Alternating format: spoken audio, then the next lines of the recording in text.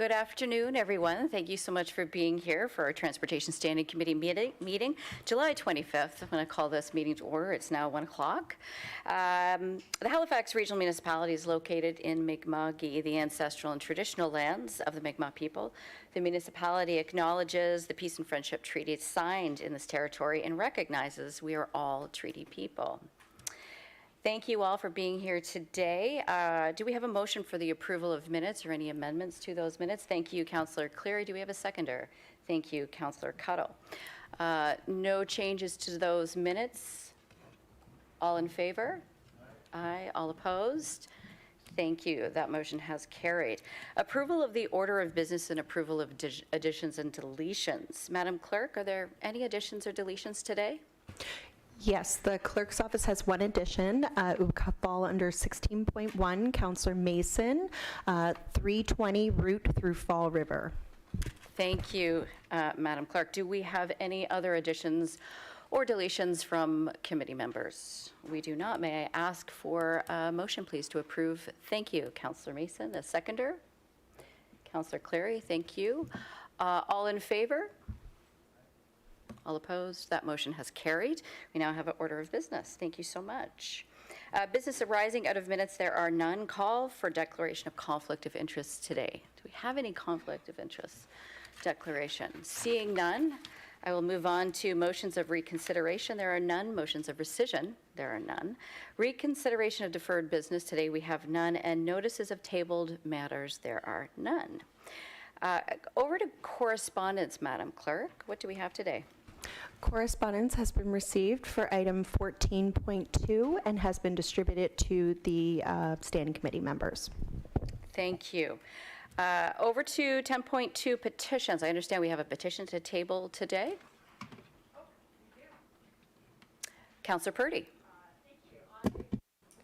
Thank you, Madam Chair. I have a petition here from the folks on Colby Drive to remove the Colby Islands.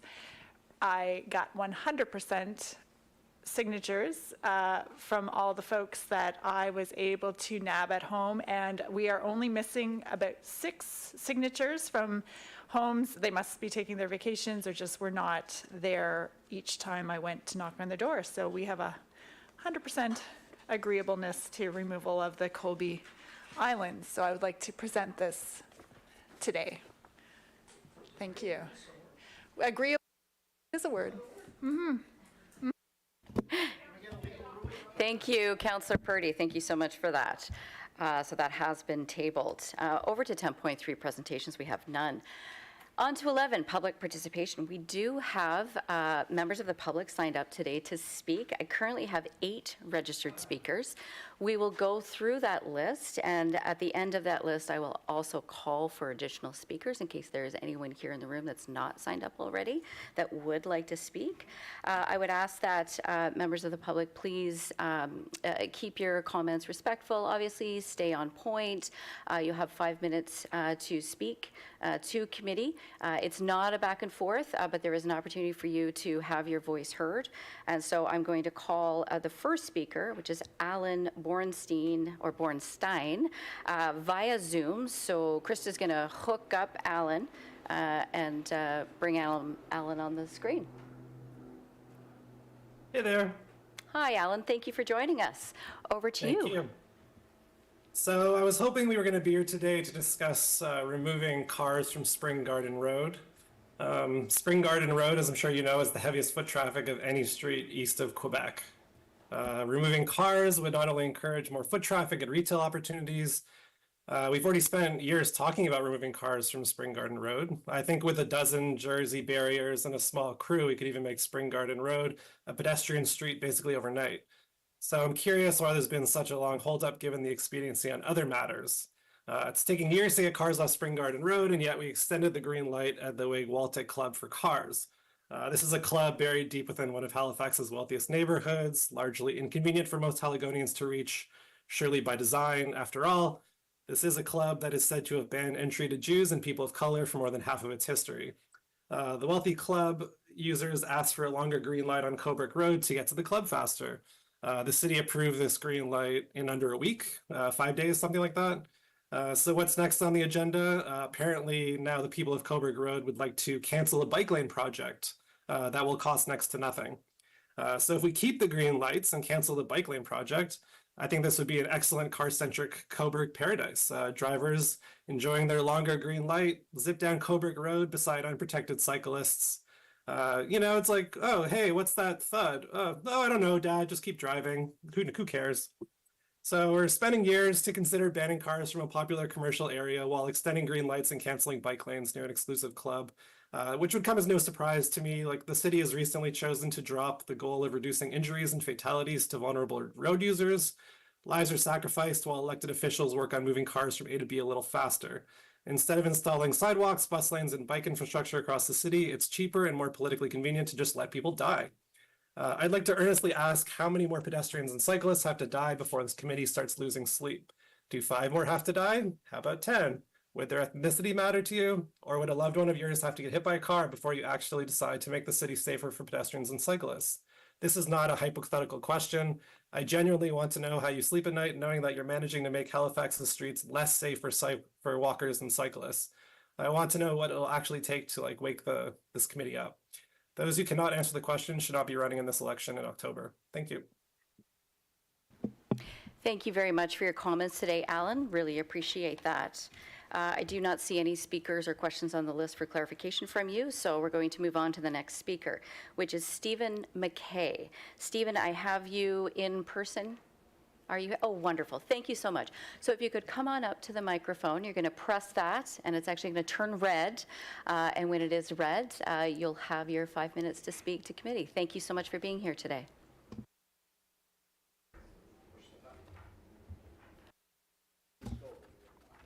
All right. Hi, I'm Steve McKay. I'm the bike mayor of Halifax.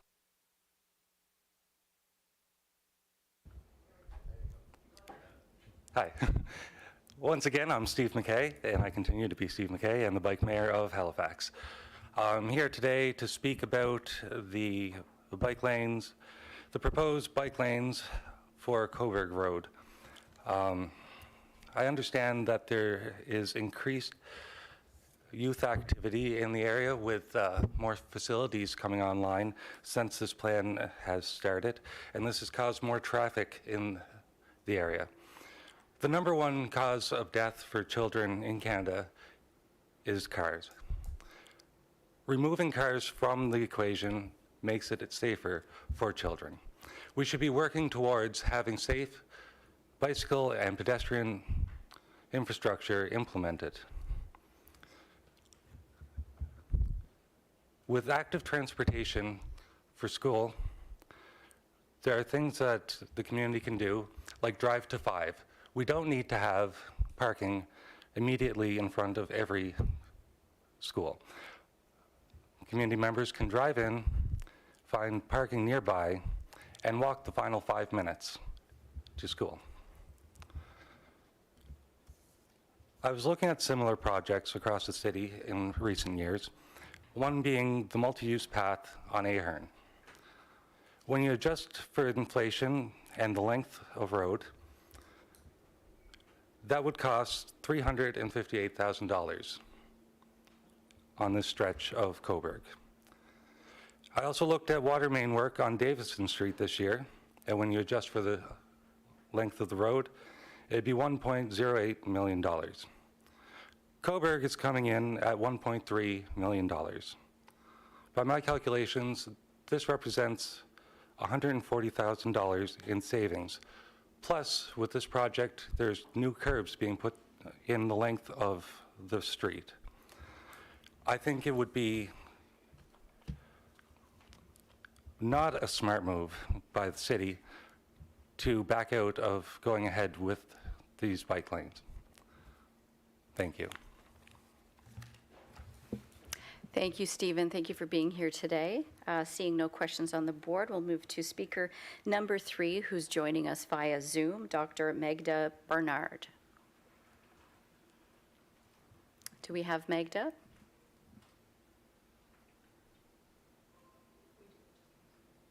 Okay, just going to take a second to bring the speaker in on Zoom. Good morning. Are you able to see me? Yes, we can see you. Thank you for joining us today. Great. Thank you very much for allowing me to join. My presentation has to do, and my appeal has to do with being presented from a healthcare perspective. So first of all, I want to make it clear that we are absolutely pro bike lanes. My family bikes, my friend's bike. It is a huge health benefit. The issue is this has to be planned properly, and putting in the bike lane and narrowing the street by 4.7 meters will actually reduce access to emergency services provision. Since this plan was introduced in 2018, Armbrey campus moved to the street. There's a care facility at the top of the street. And also Wegwaltic started offering camps for 500 children that join daily. I'd love to be able to think that we can all bike over and drop our children off, but because of daily commitments and commitments to get to school and to work, it's not possible. And a lot of these families are actually coming in from Bedford, they're coming in from other areas of Halifax, and they're coming in from Clayton Park or even Dartmouth. Especially Armbrey hosts a lot of children from different areas and draws. And these parents have to be able to come in and drop the children off. And there has to be some kind of parking or dropping off, unfortunately, on this road. And there's a huge safety vehicle issue, as it was when the Wegwaltic Clubhouse burnt down. The fire truck was delayed because of delivery vehicles. When that parking lane is taken away, the delivery of healthcare and emergency healthcare will be further delayed. And as we know as healthcare professionals, there's significant issues with delay of healthcare. It can mean somebody's life. Considering the vast, health concerns and emergency service provision concerns we've raised, I think this project should be paused, not to stop putting in the bike lane, by no means, but I think we have to evaluate and consider the plan that was actually approved in 2018 and the growth that this street or this road has had since 2018 that affect traffic. I wish we could take the cars away. I really do, but it's just not going to happen because there's a healthcare facility. There's a school that draws from all of Halifax. It's not a public school. It's a private school that draws from all of Halifax and Dartmouth and surrounding areas, and the Wegwaltic Club. So I think all those things have to be taken into consideration. There was a lady, during even this construction that started to have chest pain at the Wegwaltic Club the other day. Even with the way that the road was blocked for the construction, she couldn't get access to her vehicle. She actually ended up walking up the street to get to the top of the hill. And she had chest pain. So as a healthcare professional, I'm very concerned. There's a number of doctors that live on this street. They need to get to the hospital in a timely fashion to help with the people that are hurt, whether they're biking or in car accidents or anything else. So I think there's some serious safety issues. And by taking away that parking or stopping lane, it's really going to congest traffic that has substantially changed. So when there's a fire or when there's emergency, as residents, as people on the street, as the school, as the care facility, we're not going to be able to have emergency medical services reach us in time. And I think that's to all the detriment to all of us. And as avid biking family, again, we're excited about the bike lanes. We use them. We use the one on Beaufort all the time. It's lovely. The problem with this one is I'll be scared to send my own children down this bike lane because there's also severe, blind spots. And with the provision that emergency healthcare vehicles can't get down and they're going down a steep hill, I'm going to have significant concerns as a parent. What will happen if my children get into an accident and emergency services cannot get there? Because we know for a fact that the 30 plan that's seconds. doesn't fit. Thank you. Thank you, Dr. Bernard. Thank you for joining us today. I'm not seeing any speakers on the list, so moving on to our next speaker, which is joining us in person, Walter Strachan. You're up next. Thank you for joining us today.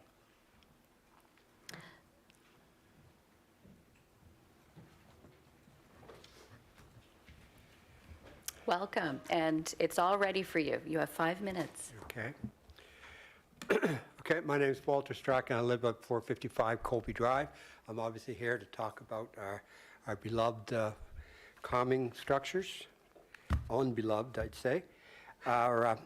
This is my second presentation in support of removing these ineffective obstacles with safer and likely cheaper solutions to traffic calming. My hope is these further points might help you to make the best decision in the most expedient manner. Okay? The existing traffic calming islands could be characterized as a traffic calming experiment. It's like when someone in authority attended the traffic engineering conference somewhere, say California, maybe Nevada, and was smitten by an innovative idea. HRM is neither California or Nevada.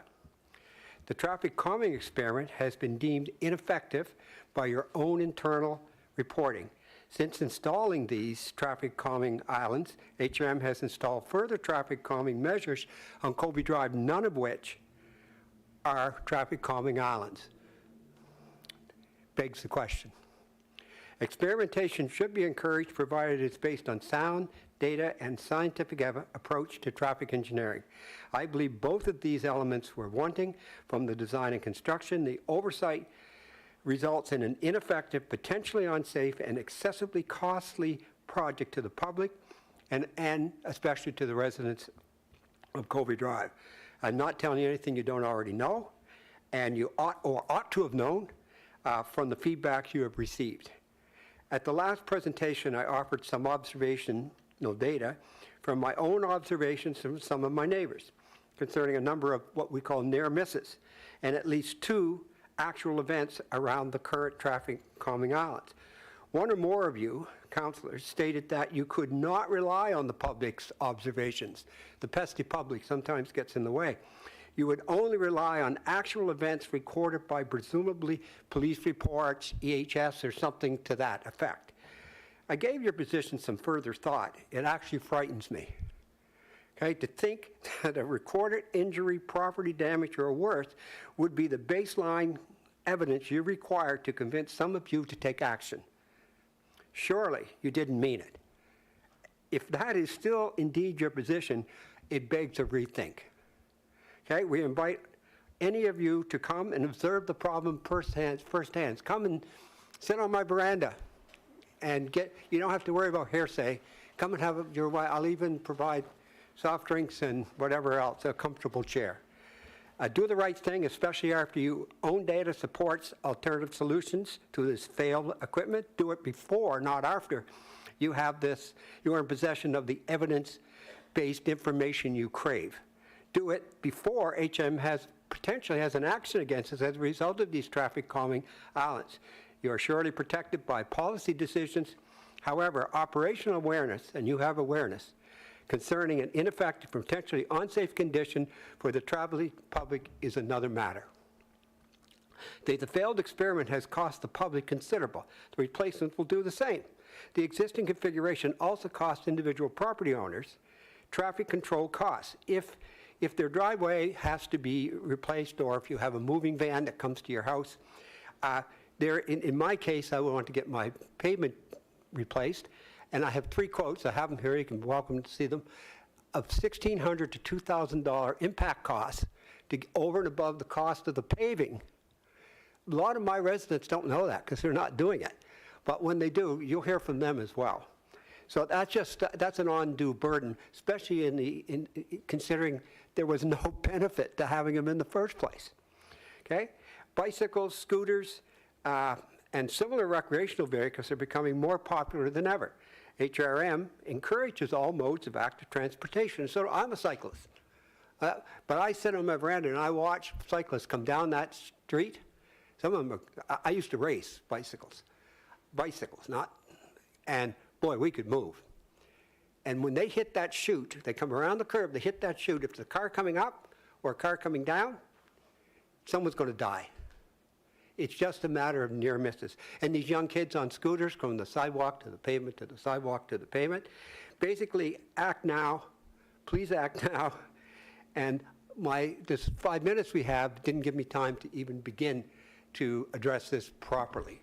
Thank you, Mr. Strachan. Really appreciate you being here today and explaining from your perspective. We do not have any questions for you, so thank you for being here. We'll move on to our next speaker, which is William Breckenridge, who I believe is joining us in person. William, if you want to come up to the microphone, please. You'll have 5 minutes.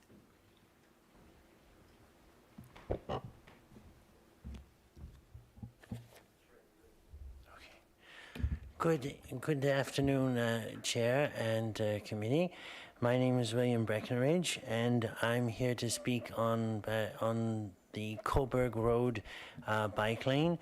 In my canvassing as a candidate for District 7, I have canvassed through the whole area, and what I have that a better job of communication should be done when implementing these, because what I found was people knocking on the doors, they didn't know that this bike lane was going to be coming in at this particular juncture of time. And I found that to be, unacceptable, really, to do that to residents and about the details as well. And I was getting questions on, well, how much does this cost? Where's the plan going to go? What is parking going to be removed or not? And so with that, I think that there's a duty of care there to make sure that people are properly informed about decisions. And this was put in from 2019, the plan, and now you're getting around to construction of that. There should be some better way of implementing proper communication of what's going on. And I hear and understand the residents' concerns over due pause and review, and one of those to me is communication and making sure that that is appropriate in. You've heard from Dr. Bernard as a medical professional on what is going on there. We do need bike lanes in the city, and in this particular instance, perhaps maybe a shared pathway to give. My concern also is blind spots. As you're going up the hill, I mean, how are you measuring out to make sure that driveways, someone's pulling out of the driveway and you're going up a cycle very, very fast and you're not getting hit, by accident or blind spots because of walls or whatever that there are along the driveways. I'm just concerned for cyclists that we make sure that if we put in infrastructure that it's the best that it can be. And that's vital, I think, in anything we're doing, because we're spending taxpayers' dollars here and not a small amount. I've been told by staff it's around $288,000 to put in the bike lane path. So I just want to make sure that we have the best that we can have, and I understand why the residents want to pause and review because of those concerns. And just, again, I'll reiterate my concern of just making sure good communication is always had whenever implementing any project within HRM. So I appreciate the time to speak, Madam Chair, and thank you again for having me. Thank you so much for joining us today. Really appreciate that. We are going to move on to our next speaker, which is joining us in person, Ben Hammer. Great to see you, Ben. Come on up to the mic. I think you know the drill. Good to see you. Hi, I'm Ben Hammer. I'm here today on behalf of the Ecology Action Center in support of the Coburg Bike Lane project. The Ecology Action Center understands frustrations with delays on projects and the timelines. We too are frustrated by delays in implementing a complete and connected active transportation network. However, we understand that many of these delays are due to the pandemic and the subsequent labor and supply chain bottlenecks that have occurred. We're facing the realities of climate change daily: unprecedented heat waves, floods, fires, and increased storm intensity and frequency. Creating a city that is walkable, bikeable, and has reliable transit is part of building a more sustainable future. We should be pursuing these solutions with urgency. The roadway is scheduled for reconstruction to replace aging water and sewage infrastructure. Delaying this project when repaving is already scheduled to happen would be a waste of taxpayer money.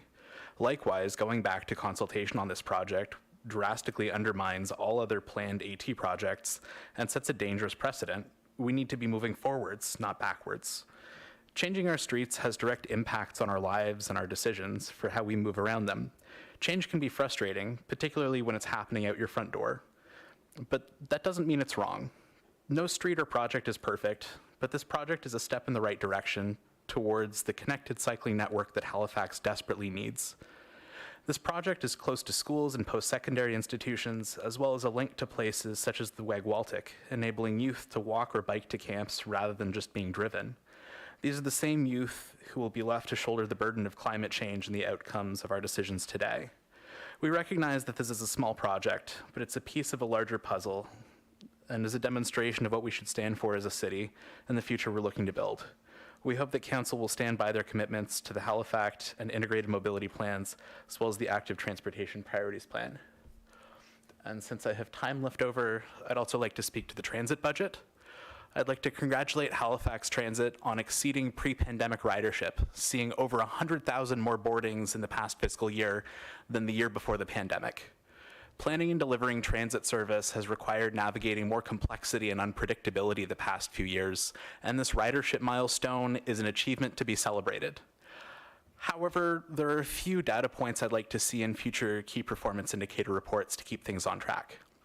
2 years ago, I asked for recruitment and retention data to be included in future key performance indicator reports to demonstrate progress towards addressing the shortage of bus drivers and ferry operators. I would like to thank you for continuing to honor that request. However, the data no longer differentiates between retirements and resignations. While both mean one less driver on staff, they tell completely different stories.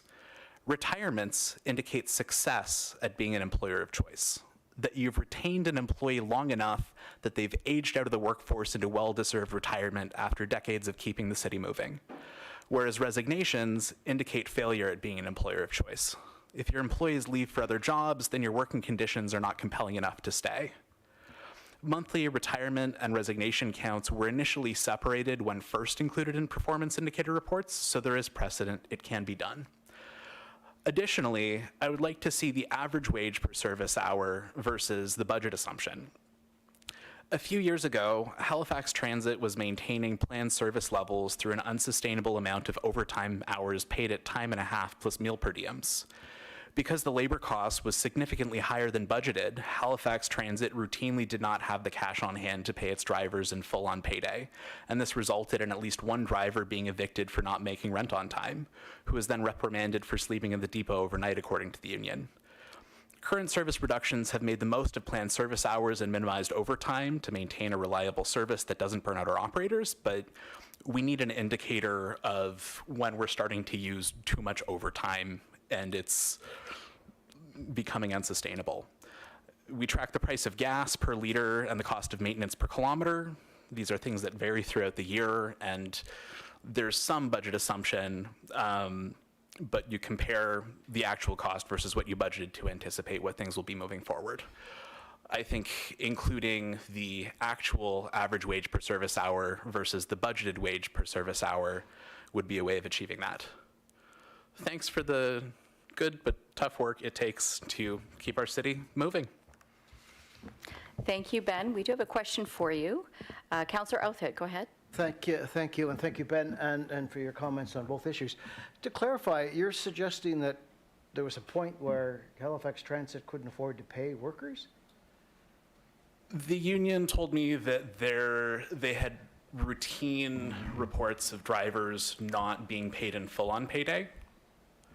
This was an issue back in like 2021, 2022. It's since been largely resolved. Okay. One of the issues the union raised was that before the payroll offices were at the depot in Burnside, and so the drivers could check in with payroll beginning or end of a shift if something was off. But because those offices were moved to Duke Tower, drivers were unable to meet with payroll during regular 9-to-5 business hours the to hours resolve weren't things. turned in. It wasn't the fact that staff couldn't afford to pay them. I'm going to get Transit to clarify this when I come forward, because I'm not sure that we're getting the accurate information here, and if it is accurate, then I have a problem with it. But okay, let's ask that when we hear from the KPIs after. Thank you, Councillor. That's Thank not you. making sense to me. Thank you for your comments, Ben. We're going to move on to our next speaker, which is Chris Giroux, or Giroux, perhaps. Chris is going to join us via Zoom. I think you've got him now. Okay, great. Thank you. All right. Thanks for this Chris. opportunity. Oh, hey. Thanks for this opportunity to speak. I'll start by saying that I want to give my support for the continued construction and completion of the 200 meters of multi-use path at the end of Coburg Road. This is a path that everybody can use, all the vulnerable road users like cyclists, pedestrians, etc. Right? It's not just for bikes. So why is this small 200-meter MUP important to me? Let me tell you a little bit about some events that have shaped my thinking over the last few years. In 2018, my son was born. Shortly after that, my dad told me about the IPCC's special report on global warming of 1.5C. I'd been concerned about the climate crisis before this, but I wasn't really paying close enough attention at that point. And this report really kind of scared me a lot. In this report, I learned about the scale of change needed and the speed at which that change was needed. The basic summary is that we need to decrease our emissions globally by half or more by 2030. If we started to decrease immediately. And if we leave it longer, which we kind of have, the decrease in emissions needs to be even faster and deeper. So now in 2024, 6 years later, global emissions have barely started to decrease. I'll be honest, I'm really scared for the future I will face in the next 20, 30, 40 years. I'm scared for the future my son will face and the many generations that come after him. CO2 stays in the atmosphere for a long time, tens of thousands of years. Nova Scotia's emissions have been coming down since 2005, and that's great. This has been in large part from improvements in electricity generation. In 2005, electricity generation was 47% of Nova Scotia's emissions. In 2022, it's down to 39%, so it's coming down a bit. Not fast enough, but it's coming down, at least going the right way. Transportation, on the other hand, was 25% of our emissions in 2005. But in 2022, it's now 37% of our emissions. The majority of these emissions come from light-duty vehicles and trucks and SUVs. This increase in the share of emissions from transportation is in part because the absolute number has gone up, but also because the total emissions have come down. Transportation emissions are becoming a larger fraction of the whole, and we need to work harder to address these emissions from transportation. And in an effort to reduce my own transportation emissions, I bike for about 97% of my trips around Halifax. About half, and that turns out to be about half of my total kilometers traveled. I bike to work, I drop my kid off at school, I've got I take them to the summer camps, we do swimming lessons, libraries, groceries, all of that by bike now. And I do this year round. And my wife is similar. We also, yeah. And if this sounds like a heroic effort, I just want to say it's not. I'll let you know on a little secret. We use e-cargo bikes to do a lot of the work for us. We have a car, and I drive it with my family about once a month to visit my parents. It's about a 2-hour drive away. Halifax has set emission reduction targets in line with the IPCC report I mentioned before. And these emission reductions depend on the integrated mobility plan targets for active transportation mode share. While some progress has undeniably been made, we still have so far to go on these targets.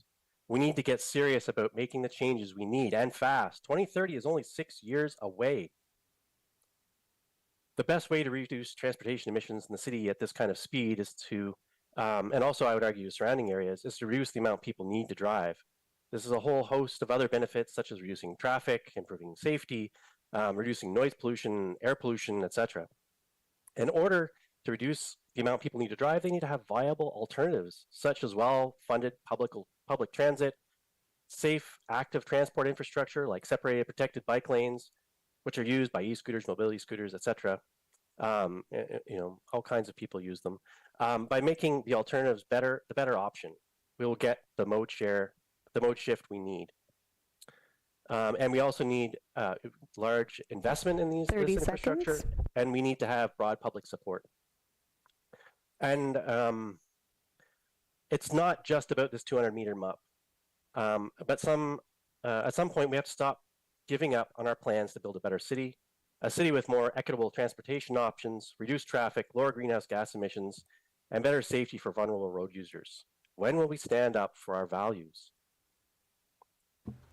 Thank you, Chris. Thank you for joining us today. There are no speakers, no questions. So we're going to move on to the next speaker.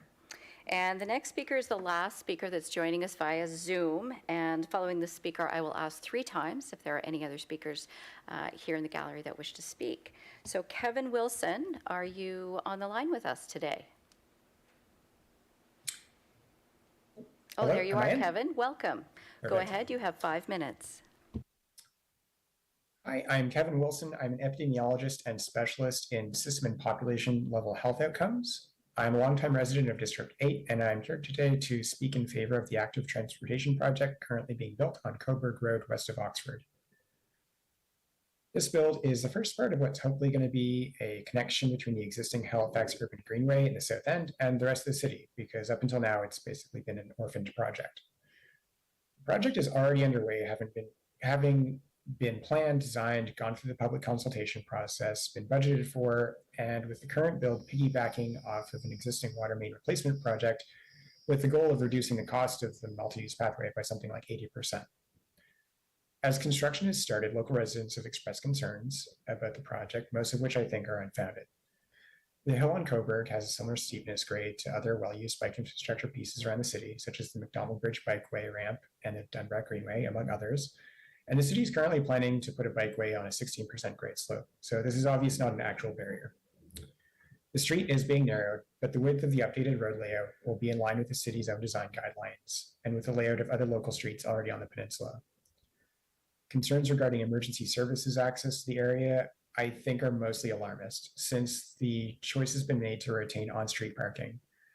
If we're prioritizing emergency access, if that's a real concern, then we can just get rid of the on-street parking and people can drop their kids and other people attending the area a block away on Oxford or at Dalhousie University, and they can walk the rest of the way.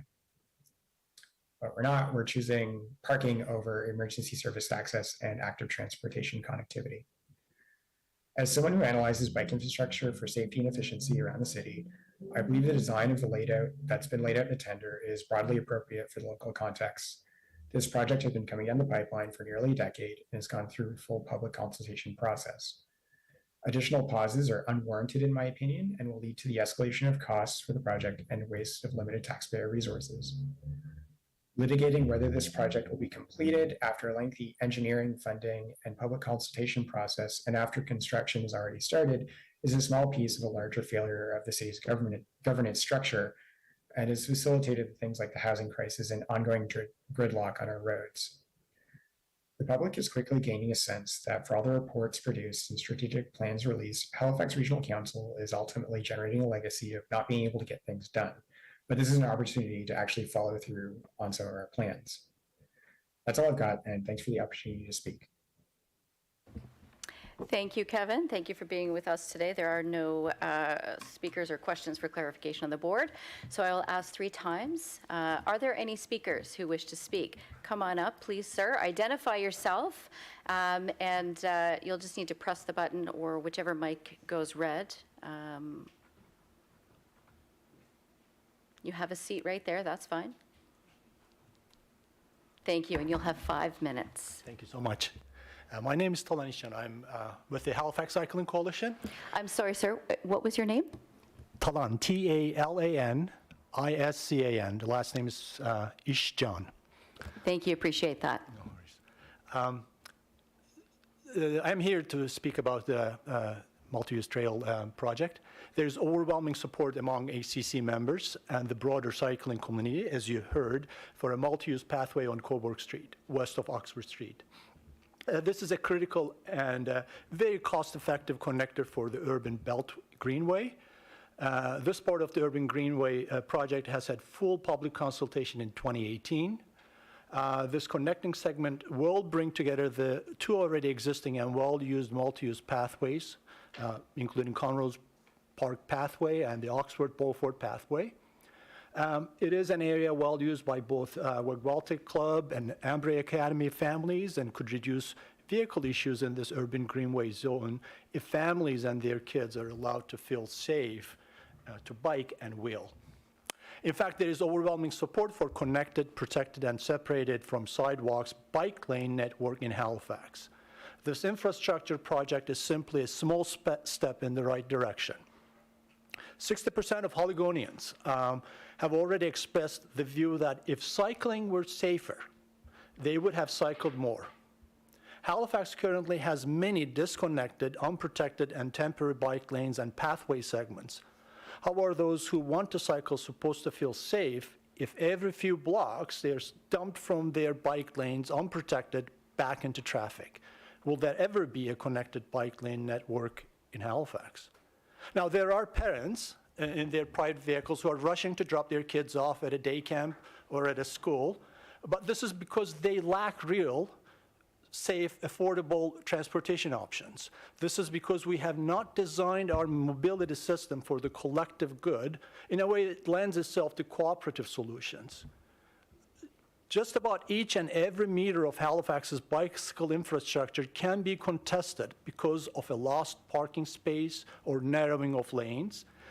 The costs we inflict upon ourselves are not internalized. By contesting the space that should be prioritized for active mobility, we instead engage in acrimonious debates. We forget about healthier lifestyles, less pollution, less noise, sustainable, affordable, active mobility, saved lives and injuries. We hope that somehow this world will become a better place without us changing our entrenched habits. If there are legitimate concerns, the root cause of these concerns is our past design mistakes and our unwillingness to change course by prioritizing walking, cycling, and public transit, and do so urgently. The root cause of our problems is not already delayed, incomplete, and woefully inadequate active mobility infrastructure. Dear councillors, through the chair, you should not further delay this project if, as a councillor, you teach local government to students across the country and know of the inequitable funding models for active transportation in Canada and are a strong advocate for affordable and reliable transportation options. You, as a councillor, should not further delay this project if you visited 4 major cities in Europe and was amazed at the transportation systems they had in place, including the cycling networks, if it was like another world, and if you caught the vision of what Halifax is trying to achieve with its AAA bike network. You should not further delay this project if, as a councillor, you're exploring options to improve sidewalks and bikeway infrastructure in your district through active mobility audits. You should not further delay this and many other active mobility projects if you're willing to give back to vulnerable road users their safety that they have been deprived of for decades. I would like to close by quoting Andy Clark, who has a message for every one of us. He says, "And we fail to act because we are terrified of a lost parking space, a slightly lower level of service, a few seconds added to a car trip. As a result, traffic violence continues to plague almost every community across the country. And we continue to allow manifestly inequitable levels of pollution, noise, traffic danger, and economic burden to affect the most vulnerable road users and populations." I'll close it there. Thank you. Thank you so much. Thank you for being here. There are no speakers on the list. Just to clarify, there is no movement or motion to delay the project. Halifax Water is moving quite fast to get that work done on Coburg Road. I'm going to ask the second time for any other speakers. I see another speaker coming up. Thank you so much. Thanks for being here, Matt. Just introduce yourself, and you've got 5 minutes. Hello, my name is Matt Steckland. I'm a resident of District 2, and I'm very quickly losing hope for the future about this city. I'm not here to talk about a thing that probably won't happen, but all I will say on that is that I once asked the city to stop repaving a road so they could put in proper bike infrastructure, and I was told, now we're putting in a paved shoulder, so you and your 6-year-old should be fine to bike along a highway on the way in. So I'm going to say maybe the people of Coburg should just make me try and not feel like a secondhand citizen here. Anyways, I'm here to talk about the Spring Garden Transit Only project. I was informed by staff that this would be back in July. It is July. It is not here. But more importantly than the fact that it's not here is why it's not here. Specifically, in 2018, the city put forward a strategic plan. It was passed by the council of the day. The first strategic road safety framework, it very clearly laid out signs, enforcement, education is not enough to change driver behavior. And yet, 2021, the instruction was given to staff, hey, we want Spring Garden only, transit only pilot. What did staff come up with? Signs, enforcement, education, not infrastructure. Now, you and I understand that the road safety people and transit people are different, and it's not necessarily true that they're talking to each other, the different parts shipped, siloed, whatever. But you and I also know that it is the same government. And if you pass a strategic plan that is supposed to affect every governmental department, and a different governmental department comes to you with a plan that very clearly is not taking into account a strategic plan you have already passed, then what is the point of our strategic plans? What is the point of our strategic plans? Now, I know that there are some different opinions on councillors, amongst councillors, about what our strategic plans could do, should do, whether or not they're good, whether or not they're bad. Fundamentally, it doesn't matter. You are passing strategic plans. They are supposed to affect staff decision-making, and they are not. Now, on the agenda today, you have a motion to reconsider the traffic islands on Colby Drive, except for the fact that I believe that if you need to store your private possessions on public roads, you should pay a fee for that. I agree with the other speaker who was talking, almost completely, even though I'm willing to bet we disagree politically on a lot of other things. What I would recommend to you is that you amend the motion that is coming up about Colby Village Drive. I would recommend that you give additional instruction to staff and say, hey, this is a great example of what Colby Village Drive would look like if we followed AO1, or the traffic calming AO, and only the traffic calming AO. But what does a bike-centric Colby Village Drive look like in line with IMP priorities? What would Colby Village Drive look like if we gave people safe bike access to big leagues? Would that decrease the amount of drunk driving that happens in Cole Harbour? So what does a public safety first redesign of Cole Harbour look like? What does a transit first redesign of Colby Village Drive look like? So I fundamentally don't really, I mean, I do care what you do there, because I think you should narrow the streets, put a bike lane in, make it so that no one can park there, so they can't block emergency cars, or they can't block emergency vehicles, they can't block buses. That's what I think you should do. But the fact is, you're not even given any of these options. It is not being considered anywhere that I can see what staff's suggesting, how it's going to impact things from IMP's success or Halifax success. The Enterprise Risk Register, whatever it is, ER02. How is the traffic calming AO undermining one of your fundamental enterprise risks? Is that being considered anywhere? Anywhere at all? I've been looking for 4 years. I cannot find how your strategic plans connect to operations. I can't find it. I can't find, I know, I'm getting a look from people on the floor that says, oh, it is impacting things. We are building bike lanes. Kind of. Oh, calm down, look, sorry. I get really frustrated because I can move safely in a car and I can't do it anywhere else. Anyways, but more importantly, this government controls my life. The strategic plans that you're passing are supposed to impact my life, and they're not. It's just the status quo over and over and over and over.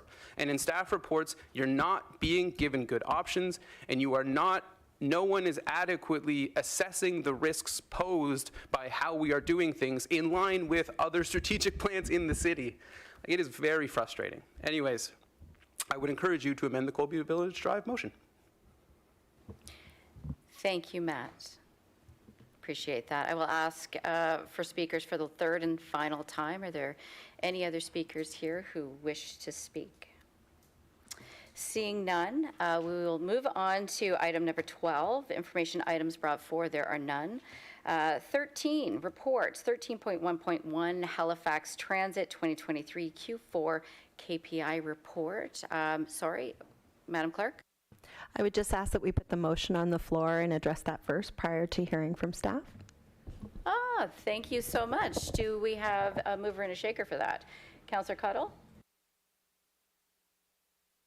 Put that, oh, there we go, thanks. I can put that on the floor. I move that the Transportation Standing Committee accept the staff report dated June 12th, 2024, and receive a presentation. Seconder?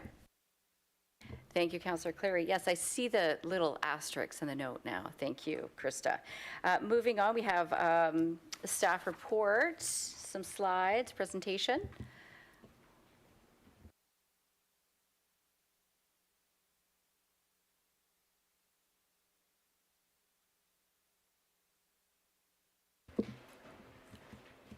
A point of order? About me putting this motion on the floor. I probably used my 5 minutes of speaking time, or do I get that back? How does that work? You haven't used your 5 minutes. The issue is that this is Okay. an information report, so we're going to put the motion on the floor so that we can receive the presentation. Great. And then councillors will have the ability to ask their questions. Yeah. Krista will make sure you get your 5 minutes. Okay. Thank you. Hi, I'm Victoria Pierce-Goodland. I'm the Director of Employee Support and Development with Halifax Transit. I'm here today, Phil Harrott with me to kind of drive the presentation for me. And we're here to discuss the year end for 2023-24 and 2023-24 Q4 KPIs. Pardon me. We are going to start with the annual 2023-24 year-end data. So in 23-24, the total number of boardings increased by 18% over the prior year, which totals over 30 million boardings. Revenue collected also increased 16% over the prior year. Most of our KPIs, as you can see here, trended positively over the year as our COVID recovery continued. Service utilization and financial metrics in particular increased significantly. Service hours per capita did decline. This is largely due to strong population growth and some of the temporary service reductions that were put in place to address the staffing shortages in 2023-24. This upcoming August, there are some service changes that are planned. So as detailed in the annual service plan, we've got the Route 90 Larry UTEC will have its weekday peak hour frequency increase. That will go from every 30 minutes to every 15 minutes. The Route 26 Springvale will have an adjustment to its schedule to align better with the bell times at St. Agnes Junior High. And the Route 57 Portland Estates will be permanently discontinued. That one had very low ridership, so should be minimal impact. In addition, we have several routes that will undergo a running time adjustment. So all of the routes that service Scotia Square are currently on detour and will remain for some time due to, or to accommodate the Cogswell construction. So those routes will have their running times adjusted to accommodate for that. And we also have the routes 8, 9A and B, 21, 81, 90, and 401 with running time adjustments to assist with addressing the poor on-time performance of those routes.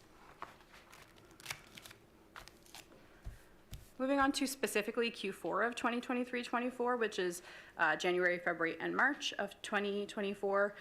This period was subject to some service reductions that had been put in place in February of 2023.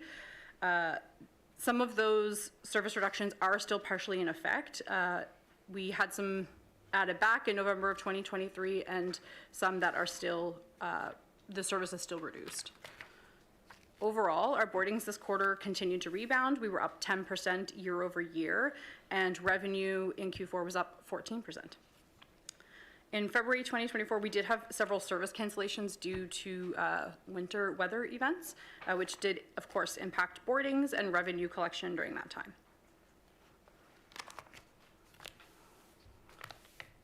Halifax Transit's new mobile fare payment app launched in November 2023. HFX Go has been accounting for an increased share of our fare revenue collection. In this May, it was 34% of all revenue collected, which is the purple on this chart.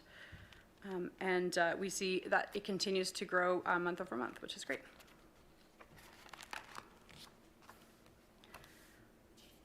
In Q4, our overloads have reduced significantly from Q3. They are, of course, higher than historical norms. They did reduce approximately 50%. And if we go to the next slide, we have a slide that shows the locations where Halifax Transit vehicles have become overloaded. These, as you can see, are largely concentrated in areas with very high service levels, largely on the peninsula and at major terminals. Most bypassed customers in these cases would not be impacted by an extensive wait. There are, of course, situations further out where the impact would be greater. Of the overloads that we had, 82% of them occurred on a corridor route, and 91% of the overloads occurred on a weekday. Q4 on-time performance improved slightly to 76%. This is below the target of 85%. Several of the routes underwent running time adjustments in November of 2023 to help with this. And as previously mentioned, we do have some routes, the 8, 9A and B, 21, 84, 90, and 401, which will have further adjustments made this coming August. We will continue to make adjustments in effort to improve the on-time performance. However, traffic congestion continues to increase, so impacts on on-time performance shift continually on us. In Q4, Accessibus provided 1% fewer trips than the prior year. Demand for Accessibus trips has rebounded to pre-pandemic levels, and limits on ridership growth at this time are impacted by resource availability and the efficiency of service delivery. In Q4, bus maintenance costs were 1% below the budgeted price, coming in at $1.26 per kilometer. In the fourth quarter, a collision involving a Halifax Transit vehicle occurred once every 21,700 kilometers driven, and a preventable collision occurred once every 45,200 kilometers driven.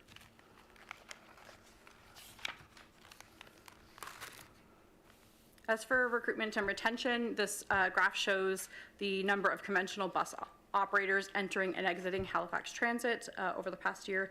The blue bar illustrates the net loss or gain of staff each month.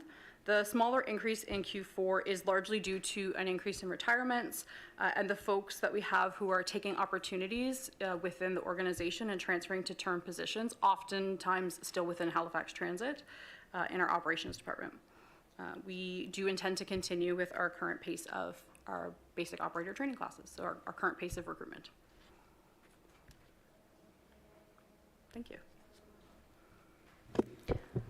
Thank you, Victoria. Thank you so much for that. Just looking at the board here, we've got Councillor Tim Outhet. I'll just remind everyone we do have that motion on the floor. Thank you.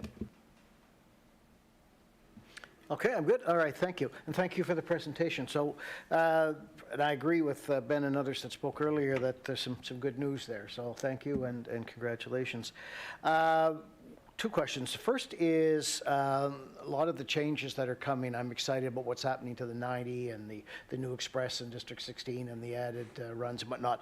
But whether or not that happened in August versus later in the year, the end of August versus later in the year, was going to depend on recruiting. I think when last time Patricia and Dave spoke to us. So I'm just wondering how we are looking as far as having enough folks trained and ready to go for those changes to happen as hoped for at the end of August.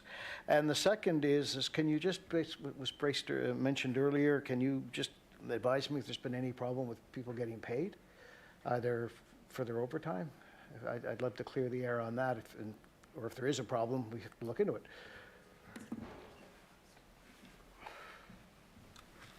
Phil Harrott, Transit Operations, Halifax Transit, Acting Executive Director today.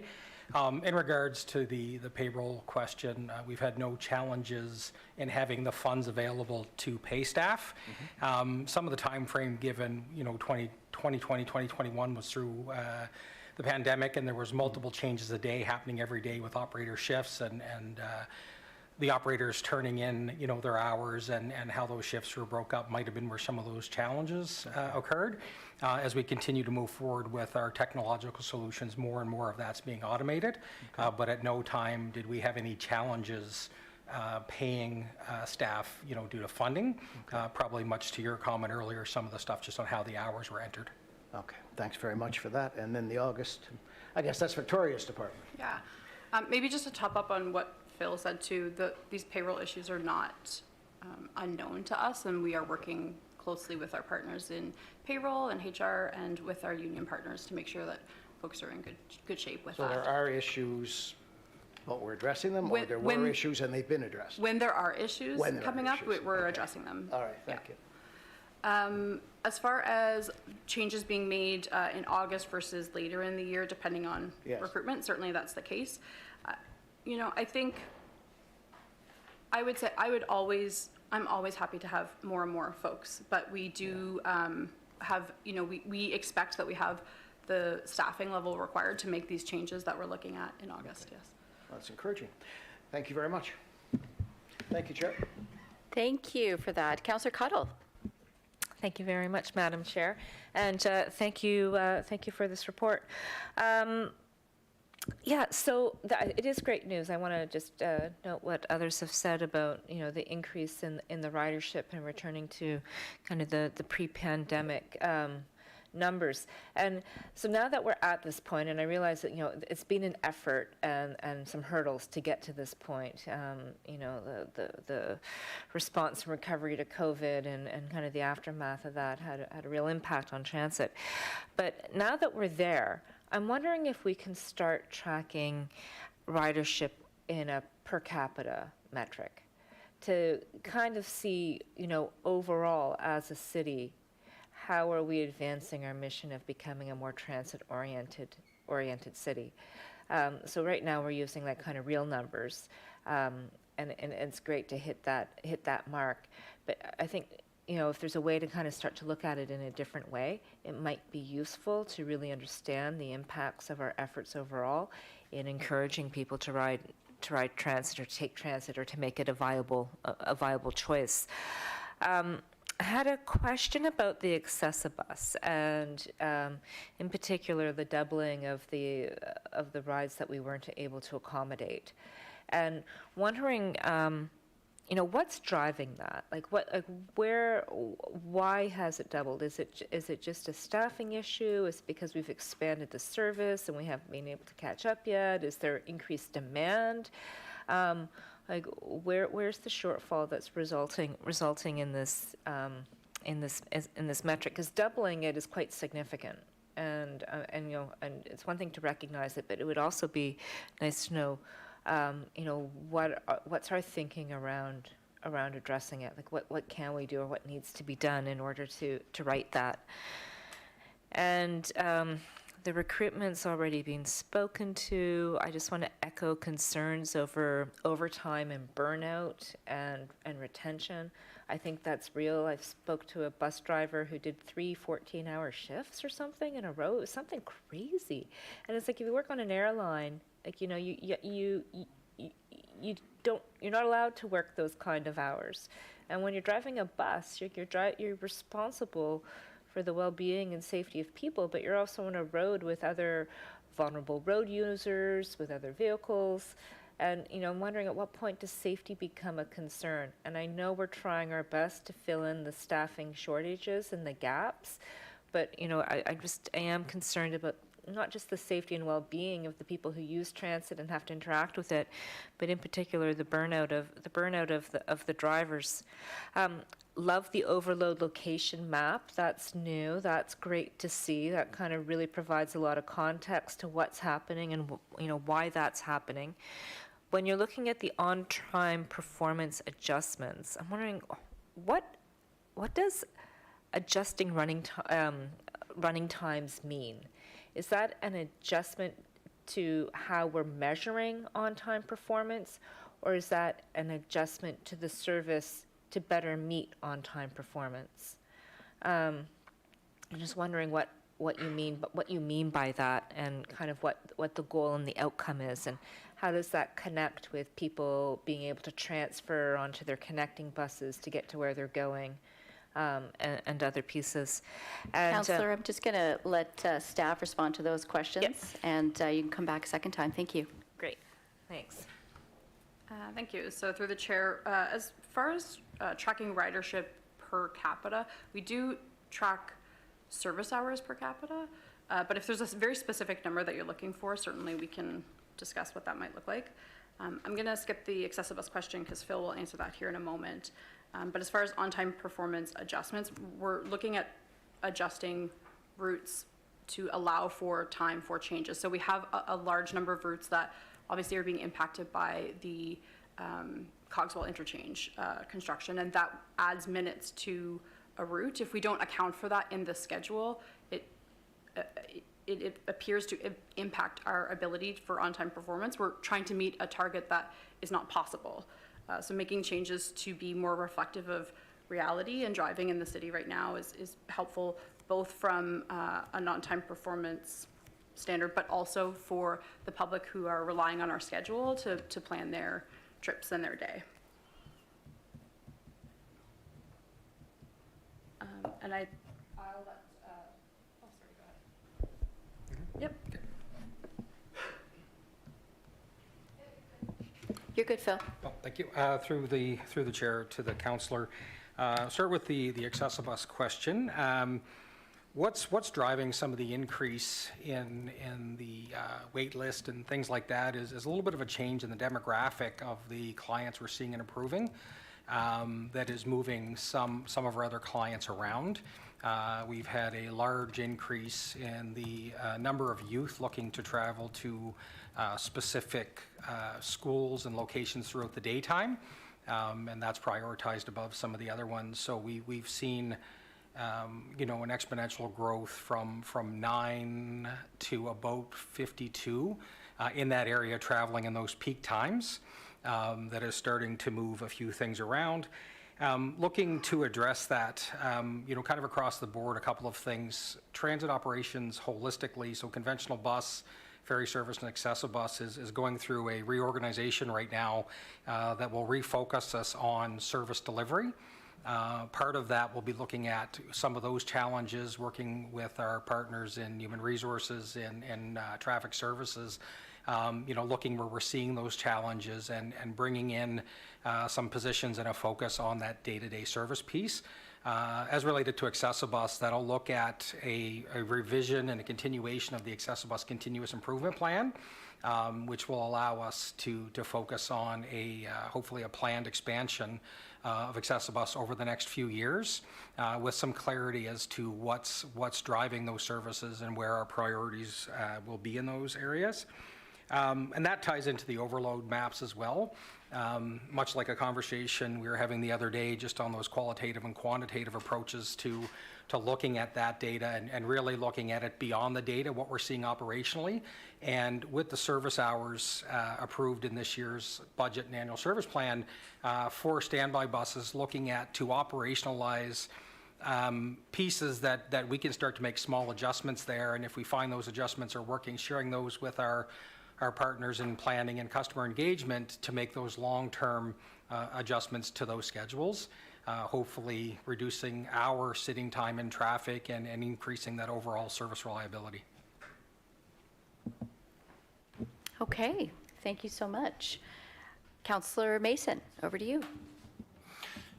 Hey folks, great presentation, a lot to think about in there. I won't spend too much time on it. I think that it's been some time since we had a presentation on the modification and improvement of Accessibus service, right? Like we had a whole path to getting rid of the paper, moving to the automatic and updatable while they're on the road, scheduling and all those things with the goal to really reduce the hang time on Accessibus. I'm not going to ask you you could probably talk about that all day today. So, I think probably that there should be a presentation about that to the committee at a later date. The standby buses you talked about for overload, I got an email again today from a person who lives up on the end of Route 3, third day in a row that they haven't been able to get on the bus because it's overloaded. So when are those standby buses going to be available? Because we know we have problems, especially on the end of the 3 and up at the end of Herring Cove Road. And then my last piece, it's been a while since we've asked for a significant new piece to be added to the KPIs, but I think really understanding the different service level disruptions and what's happening. Mostly we don't have buses no longer happening because of staffing. Like that's mostly been addressed. But to understand where we're at with the ferry right now and to have that as a separate breakout, because that was a significant issue. And I also feel the ferry being such a higher capacity, more intensive rapid transit service that it's, a ferry not running is potentially 8 times the number of people as a bus not running at peak. So to understand that, I think bringing data forward on where we're at with recruiting and retention of ferry personnel and whether we're getting over the hump of having to call people in so often who'd already worked a normal shift amount. So those are my 3 comments, and I guess the only real question there, I think that's more a request for information on those 2, but where are we at with the standby buses? How fast are those going to roll out? Are they rolling out soon? I don't think they're on the road yet. Through the chair to the councillor, the standby buses are on the road today. It's how we are analyzing the data to see where we're putting them in and pieces like that. There's standby buses on the road every day in regular service. That's how we count down respond to breakdowns, emergency services, mechanical issues. These were a few additional buses to focus on areas where we're seeing some of those service challenges. So they're on the road every day today, just focused on a few other areas right now. We normally try to put them in, look at something for approximately 30 days to see if we're making the hopeful changes that we're seeing. And then we'll make adjustments from there and kind of move them through the service. We've looked at prioritizing on how and where we're using them just based on where we had the highest number of adherence issues, overloads, and pieces like that. So it's something we're working through over the rest of the year. And again, that reorganization of transit operations to focus more on service delivery is going to bring a focus into that to hopefully drive a quicker resolution to it, and to be a little less reactionary, to have part of the team focused on the day-to-day service and not just the issues we're seeing in security and emergency response issues. So the standby buses that are on the road now, though, those are the ones that have existed forever for breakdowns and that kind of adherence piece. Do we have additional buses that we approved at budget on the road now for the overloads? We do. And so they are being deployed right now? Correct. And we still are having these significant, it's a concern, right? Like if we're overloaded on Spring Garden Road, there's a million other buses going by, right? If I can't get on a 1, I can get on another bus. I'll get on the 7 and I'll just take a couple, go do the South End Loop or something. It's harder for someone who's trying to get to work in these areas. So we've already got those buses on the road. We still have backups. I think that's a major concern the committee's got to follow up on, because it indicates to me that we need to do more there. Like, I know it's early days, but when I'm getting emails like that people have had 3 days in a row they can't get on a bus, it's clearly not enough. So I'll leave it there, but thank you for that information.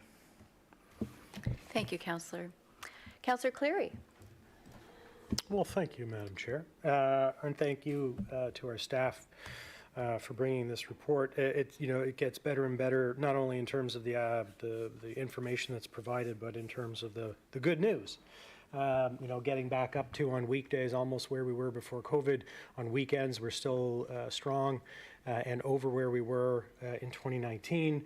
Revenue starting to tick up. Interestingly enough, because of all of the programs that we've put in place,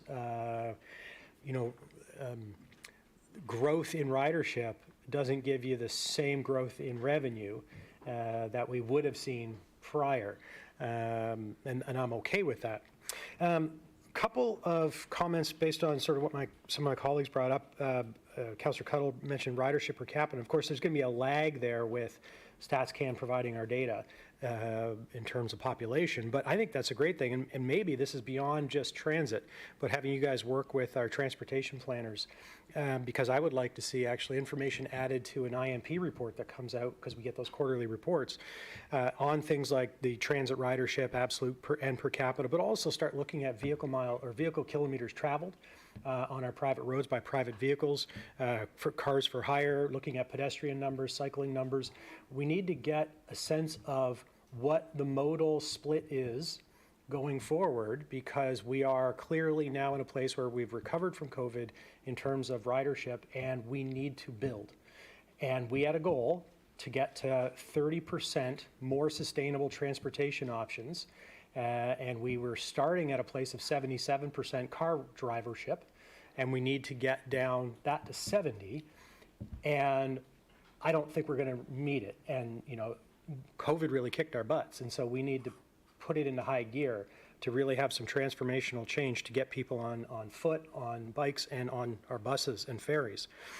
And I'm guessing when you look at the ferry ridership, which has not nearly grown back to where it was compared to how bus ridership or conventional has grown, I'm not sure if you've done any analysis into why that's happening, but I'm guessing it probably has something to do with the fact that fewer workers are working downtown every day, and therefore there's less need for people to get on foot and go across the ferry back and forth if you have fewer people actually working in your downtown. I suspect, but I don't know, and I don't know if you've done any digging into that. I agree also with the speaker we had earlier about the group driver recruitment and retention. I'd like to see a little more detail in the reports about why people are leaving, the types of reasons. If you do those exit interviews and whatever you can share that isn't against HR policy and privacy. I also looked at the revenue by type, and it's great to see the increase, the dramatic increase in people using the app. It's fantastic. You had mentioned earlier Route 26 and realigning that with the bell schedule for St. Agnes, and just quick question on when that's going to take place and how we can communicate that out to the students in the neighborhood and the school. I can help with that. Councillor, can we just let staff respond to I'm just all gonna those look at my many time. wonderful I questions? got a minute and 35 seconds. They won't need that much for answers. In terms of the on-time performance, I noticed a huge difference between peak and off-peak. And if you could just speak to that, if you've had any, again, dug into that, looking at, is it parking, is it congestion, is it construction, like what's going on? Because the difference between on-time performance in the peak hours, as you would expect, is way less, like way less. So I'll add that in. And then finally, Mumford. Can we get an update at some point to our committee on the terminal? I noticed now it's the second most. Used to be the third most used terminal. It's the second most used terminal, and it's awful. And so if there's any plan temporarily, tactically, between now and a new terminal to make things better there. Thank you. Thank you, Councillor. Over to you, Phil. Victoria? Thank you. Through the chair. If I'm distilling the information down to the appropriate questions, which if I'm not, please correct me. As far as the bell schedule, or the routes adjusted for the bell schedule, that's happening in August. It's coming August, I believe it's the 26th, which will, happen right before the school year starts. So we definitely will be in touch with St. Agnes and the surrounding area. I don't think there was quite a question on this, but the details on why folks leave Halifax Transit, we certainly do have some of that information. If there's a desire to have that presented, we could thoughtfully put together a way to do that. It's, as you've pointed out, there would be some challenges with that, just based on privacy, but I'm sure we could find a way to do that for sure. Maybe I'll let you talk to, yeah. Through the chair to the councillor. Start with the ferry question. We're definitely seeing a different ridership around when people are traveling, and I think the office vacancy rate downtown probably speaks to it a little bit, where most of our ferry services focus directly downtown. We are seeing lower ridership on those Mondays and Fridays when folks are taking those days home. So I think that is definitely an impact anecdotally. We're seeing that whether it's in the park and ride at Woodside or pieces like that. On-time performance, so we're really just starting to look into it, and I hate referring back to the same thing, but this is part of that operational reorganization and that refocus on service delivery. But a lot of the items you mentioned, the congestion, the parking, are definitely impacting us in those peak hours. We can see times at 4 o'clock in the afternoon when 20% of our fleet is lined up from Spring Garden Road to Duke Street, sitting in traffic as we work through that, and the major construction projects that are moving along as well. The Mumford Terminal, there are ongoing conversations both within the city and with what I'm going to call the new owners of the facility. They have changed, lease owners in the last little while, so we're working through what that looks like and what those longer-term plans would be. I think that was it. Cool. Thank you. Thank you so much. Over to you, Councillor Purdy. Well, thank you, Madam Chair, and thanks for the report. I wanted to kind of dig into the weeds, and Councillor Cleary asked some of my questions, but I was wondering what the reason for the unusual level of absenteeism, that was the unusual word, was put in the report. So do you know why there's been an unusually high level of absenteeism during the fourth quarter? And is that different from operator shortages? Do those two terms mean something different? And then the report also said the circumstances leading to absences are being reduced, and I was just wondering what is the plans to reduce those absences? And then on some of the feedback, customer feedback, a big portion of that was operator complaints. I was wondering, are you able to give us some examples? Like, what does that mean if they're complaining about operator behavior? What are some of those complaints? And then, of course, the staff leaving, 56 staff leaving this year alone, if my math is correct, and it may not be. And I'm just wondering, on the exit interviews, and I would like to know, because we hear anecdotally, but there's no way to know, because we're not in that environment, we're not in that department to know whether these stories are based on truth or are they, we don't know. So if there's a way to do even an in-camera presentation on some of these issues, is there anything that can be done to help improve that? Also wanted to know about your plans to address the overloading, which was already addressed today. And this is a little unrelated to this KPI report, but wondering when we can expect to see some data on the security improvements from the new hires that I think were put in place Q1 of this year. So when we can expect to see something there. Thank you. Thank you, Councillor. Over to you, Phil. Through the chair to the councillor, in relation to the security data, the next KPI report will actually have some details on what we're seeing from the security piece. Right now, the bylaws in place, the 4 terminal supervisors are in place. We are, since May of last year, tracking our data differently and how we're analyzing that. And we're starting the actual build of the safety program now. But again, in the next KPI, we'll be actually talking about some numbers and locations and what we're seeing there from a security and response perspective.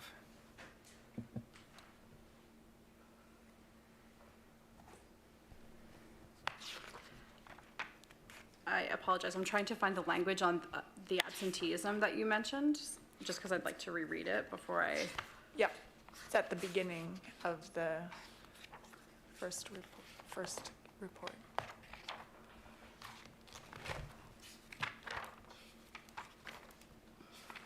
Yes. The fourth quarter. Mm-hmm.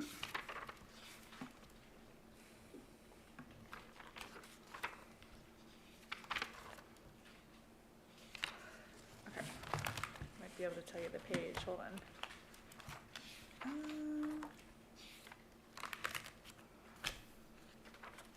Would you like to come back to that question, Victoria? Sure. I think there were... I can answer sort of perhaps like a bit more generally about the absenteeism, which is, this has been an issue ongoing since COVID, for not just for Halifax Transit, but for everybody. We asked people to stay home when they weren't feeling well, and they did, right? So there has been a shift in the way that our workforce, and by our workforce I do mean sort of broadly in HRM, feel about absenteeism and taking care of health concerns, right? So there has been an increase in absenteeism, as I'm sure you're aware, not just within Halifax Transit, but across the organization.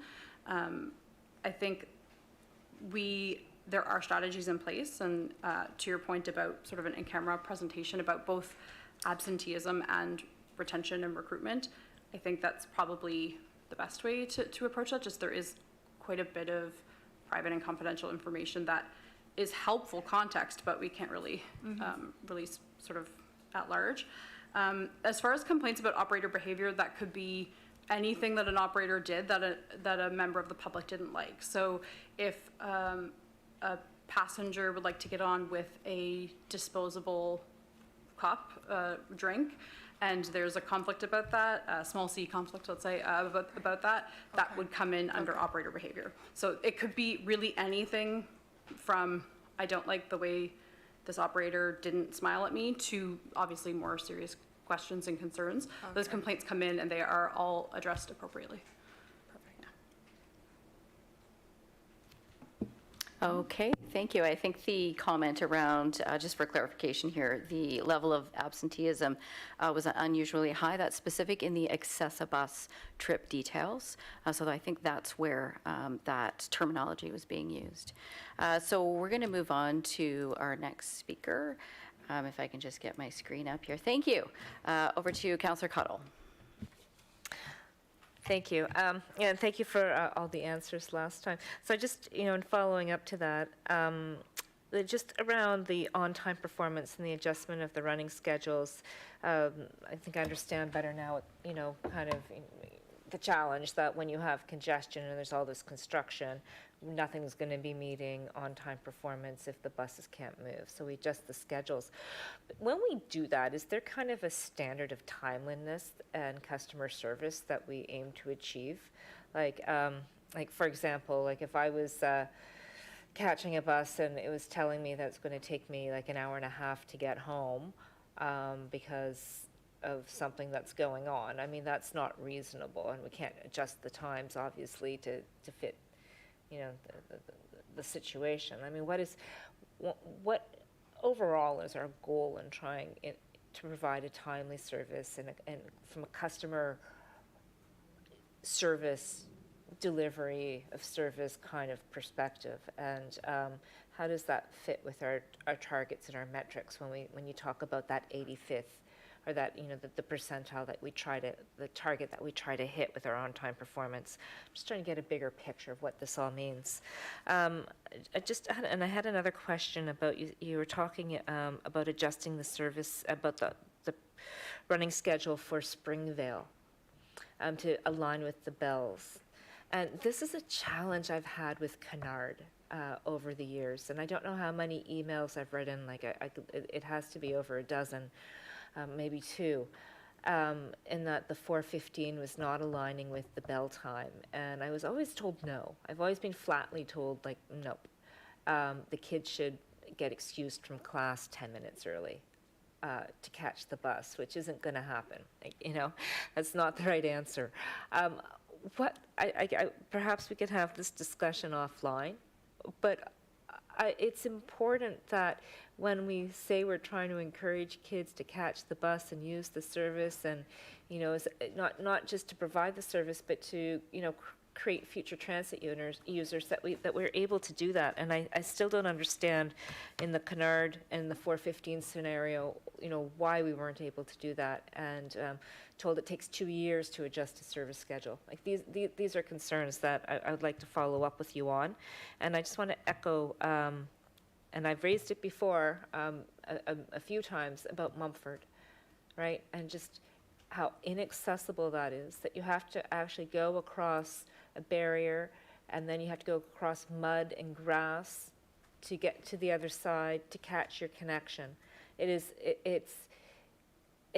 needs something. We can't continue that for another 10 years. It's just. Thank you, Councillor. We're going to. Not acceptable standard of anything. We'll let staff respond to those questions. Thank you. Thank you through the chair to the councillor. In regards to the service adjustments for on-time performance, what those adjustments are doing, adding, taking away, or even just moving time within the route, are really made to help us reach those standards that we already have in place. So if we're looking through and looking at the data around a bus that's almost 10 minutes late, we're going through the entire route and looking at, well, where is that occurring? Where is that happening now? Where can it be adjusted? Because sometimes what will happen is we're late for 10 minutes in that middle section, but by the time we get to the end, we're back on time. And that's impacting, connectivity. It's impacting how the riders are able to use that. So a large part of that is actually moving that time around, or in some cases adding or taking away time, so we can better meet the service standards we have in place today. aligns with the conversation we're having with Citadel High and St. Agnes as well, and what we can do to start adjusting through the use of those standby buses, a kind of an operational solution at first to make sure it's going to work, and then share that with our partners in our PACE team to make more longer-term adjustments and changes to the schedule to better align. And Mumford Terminal, absolutely, there are ongoing conversations and plans to start to address that from an operational perspective. Definitely a challenging place to operate and maintain service through. But with our partners in legal and real estate and everybody else, and our partners with the owners of the facility, we're sure that we're going to be able to come to a solution that will be medium term and long term to address just how that facility operates. Thank you, Phil. Great discussion today. I look forward to seeing the next KPI quarter report, especially as it refers to building that safety program. Great work. So I'm going to call for the question, as we don't have any more speakers. All those in favor? Aye. All opposed? That motion has carried. Thank you so much. Great work to our transit staff. And now we're going to move on to item 14, which is motions. So, Councillor Cleary, I'm going to call over to you for 14.1, please. Thank you, Madam Chair. Happy to move that the Transportation Standing Committee direct the Chief Administrative Officer to prepare a staff report that examines revisions to residential parking permits that would charge differential fees based on the length or weight of the vehicle, with higher fees for longer vehicles. Seconded by Councillor Mason. Councillor Clary? So enthusiastic. This came from a suburb of Montreal. They do this there, and they use weight. So I looked at length and I looked at weight because they use weight as a proxy for length. I'm guessing when you look in the registry of motor vehicles or whatever they have access to, or whatever database they're accessing for, if someone calls up and says, I want to get a parking permit, they ask, what kind of vehicle do you have? And they can easily look it up, and if it's over this length or weight in that case, you get charged this fee. If it's smaller than that. And the reason I think this is important is because, especially in areas where, which is almost all of our areas now, we have an entire street or a section of a street that allows parking. And if you have a longer vehicle, you take up more room. That means there are fewer vehicles that can park on that street. So shorter, more compact vehicles, if you had more of those, you could get more of them parked on a street. If you have longer vehicles, if everyone's got a Ford F-350 or Cadillac Escalade, then all of a sudden, 2/3 fewer vehicles may be able to park on that street. And so as a result, if you're taking up more real estate, and this would be true in almost any area of life, if you use more of a thing, generally speaking, you get charged more for that thing that you use. And so I think this is an interesting idea that has been tried now I forget the name of the suburb just outside Montreal, but they've been doing this for about 2 years now, and it seems to be making a big difference in not only their revenues, but in terms of where people strategically park when they have these permits. So hopefully you can support that for a staff report to see if this is a good idea and if it's something that we should implement or look to implement here in Halifax. Thank you, Madam Chair. Thank you, Councillor Cleary. Over to you, Councillor Mason.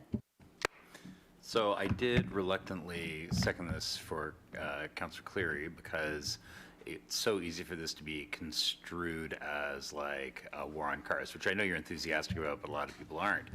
But then I remembered my friend Kev, who lives up on Sarah or Moran Street, where they don't have parking, being furious when we brought in the parking permits that we charge the same for a motorcycle as we do for a car.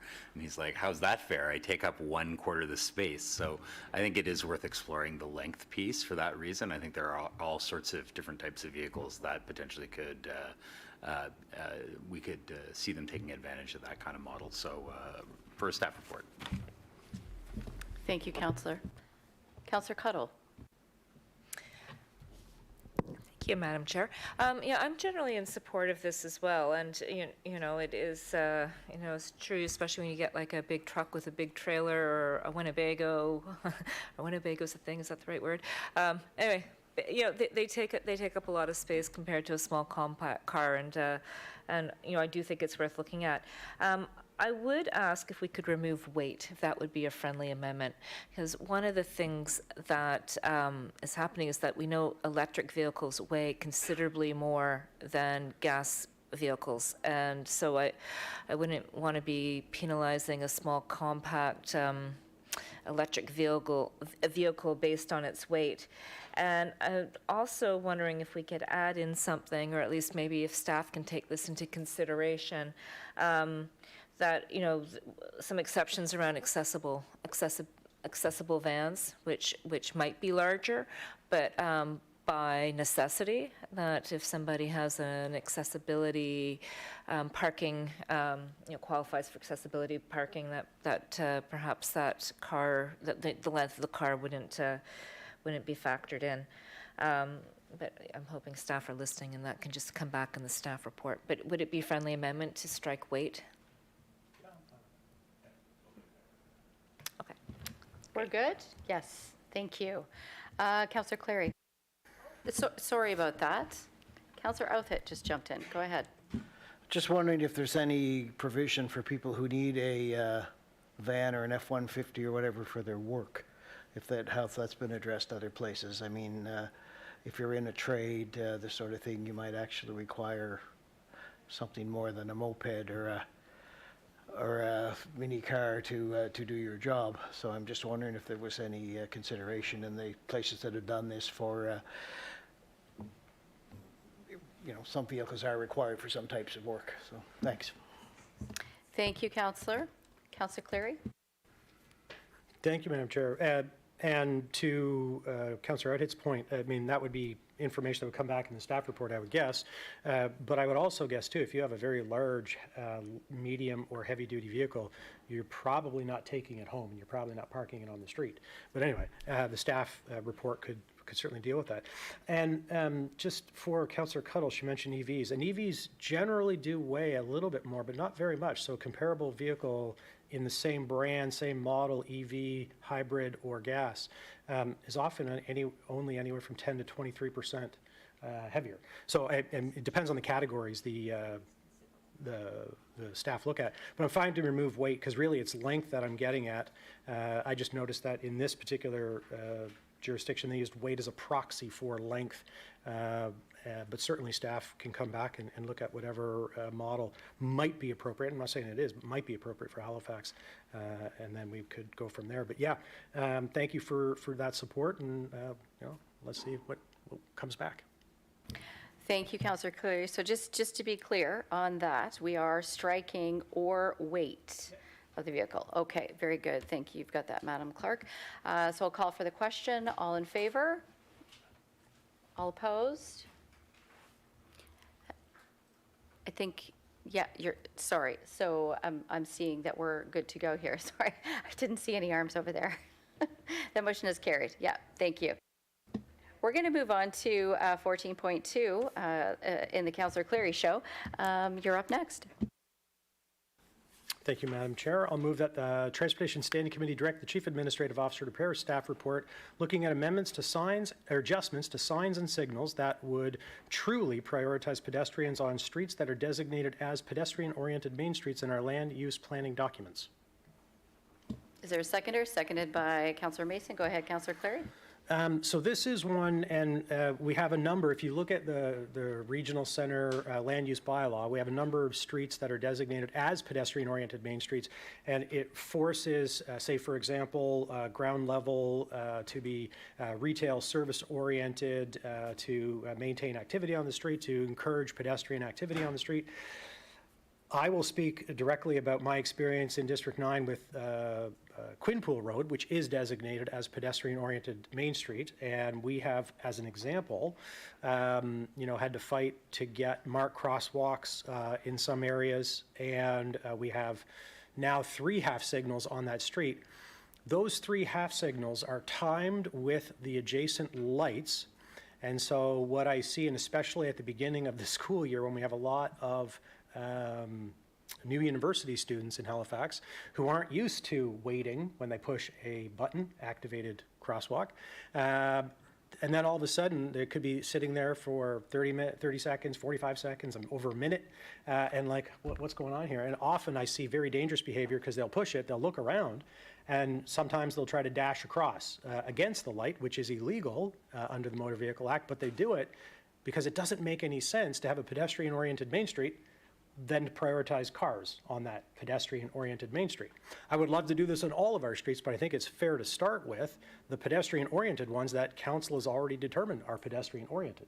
And so I don't know how you justify pedestrian orientation to a street without prioritizing the pedestrian on that street. And so anyway, that's why I'm putting this forward, because in many discussions I've had with our traffic staff, we still have not been able to prioritize pedestrians on these types of streets. Thank you, Madam Chair. Thank you, Councillor. Councillor Oathead. Thank you, and I am quite intrigued by this and leaning towards supporting it, but I'm just wondering, and I don't know if Lucas wants to answer this or Roddy, but I thought back a number of years ago, first of all, we talked about getting rid of beg buttons, I think we were calling them, nicknaming them, or we got rid of them at a lot of the busier pedestrian areas. And secondly, I thought a number of areas, now there is a delay before the light goes green, that the pedestrian cross light goes first. Gives them, I don't know, a few seconds to cross the street before the cars can start going. How is this different than what we're doing here with the beg buttons on these delays? How is that different than what Sean, you're looking for? Just help me understand that. I guess Roddy? We're going to ask Roddy to step up He's and got the short respond to straw, that. Thank I'm you. I'm just wondering if we're not, I kind of thought we were further along with this, I guess, with those other two things. Good afternoon, Roddy McIntyre, Manager Traffic Services and Road Safety. Through Madam Chair to the Councillor. So you are correct, Councillor, about the adjustments we made a number of years ago to for the push buttons, but the signals that Councillor Cleary is referring to, they're just half signals. You can't have them continually cycle because they're only for the crosswalk. Right. But those we can, if they are in the coordination cycle for Quinpool, we can certainly look at putting them in what's called free mode, so that then they're not part of the coordination. That's an easy fix. We can certainly look at that for those. All right, now that helps. And yes, the LPIs are something we've implemented in a number of intersections. I think is good. Yeah. Yep. Okay, that helps to understand. Thank you. Yep. Well, thank you. I like easy fixes. Thanks, Roddy. Councillor Purdy. Thank you, Madam Chair. So I'm just wondering what a half signal is again. I wasn't clear on what that was, Roddy, but that's not why I buzzed in. But well, just on this, and I was talking to Roddy about this yesterday, just in meeting with Martin Williams, who does a lot of correspondence for he's like famous around here. But he was talking about some pedestrian safety implementations that the province is doing in intersections. And so having the option with the push button signal change, if you push it for 2 seconds, it can cause all 4 intersections to go red. So if someone with mobility issues or an elderly person, maybe even with a walker that needs just a little more time to get across the street and just have a safer pedestrian experience crossing a busy intersection, I was just asking if this is something that we could look into. So I'm assuming this would be encompassed with this motion, just to make some intersections safer for folks. But it may be a pilot project that the province has implemented. So just to find out some more information on that one would be great. Thank you, Councillor. And one of the, just to take a second here, one of the things I continue to hear about is seniors trying to get across the street. They're going slower and they're not given enough time. So certainly I appreciate this motion. Thank you. Over to Councillor Clary. Thank you, Madam Chair. And yes, I would actually, Councillor Purdy, I would love for staff to look at all those innovative ways that we can make all of our streets safer, but particularly those that we have designated as pedestrian-oriented streets. And so and of course, the integrated mobility plan prioritizes pedestrians at the top on all of our streets, and of course, in the Motor Vehicle Act provincially. That's the case as well. And so I do want to congratulate our staff, though. I mean, just in the time that I've been a councillor, we've added many, many crosswalks, RFBs. We have looked at all kinds of ways, and Quinpool does have some LPIs at some of our intersections. And I even remember, Roddy, I want to say a year or two ago, because previously our policy was that we wouldn't put zebra stripes on intersections, signalized intersections. But Oxford and Quinpool, because of the nature of that, we've changed the lanes, the stripings for the lanes. We put on the zebra crosswalk markings on that. And so our staff have done an amazing job of trying to sort of area by area, wherever we have problems cropping up. But what I want is a more holistic look and say, okay, if a street from here to here is pedestrian oriented, then that part we should look at every possible way to make that pedestrian first, because that's an pedestrian-oriented street. So anyway, I appreciate your support on this, and I look forward to the staff report coming back and seeing, the ways that we can improve even above what we've already done. And if there's innovative ways, as Councillor Purdy has mentioned, that other jurisdictions or other levels of government are doing, let's add that in too. Awesome. Creative solutions. Let's do it. Call for the question. All in favor? Aye. All opposed? That motion has carried. Look at us. We have 15 minutes left in this meeting. So we're going to move over to 14.3. Councillor Purdy. Thank you, Madam Chair. And I'm going to put the motion on the floor from last month, but then I have an immediate amendment for this motion. So I'll start with the first one, that the Transportation Standing Committee requests the Chief Administrative Officer to provide a staff report to consider amendments to Administrative Order 2021-005-OP respecting traffic calming to remove Clause 28B to enable the removal of existing traffic calming islands on Colby Drive to be replaced with speed tables as described in Option B of the staff report dated March 12th, 2024 in the 2025-26 capital budget. So moved. Thank you, Councillor. Do we have a seconder?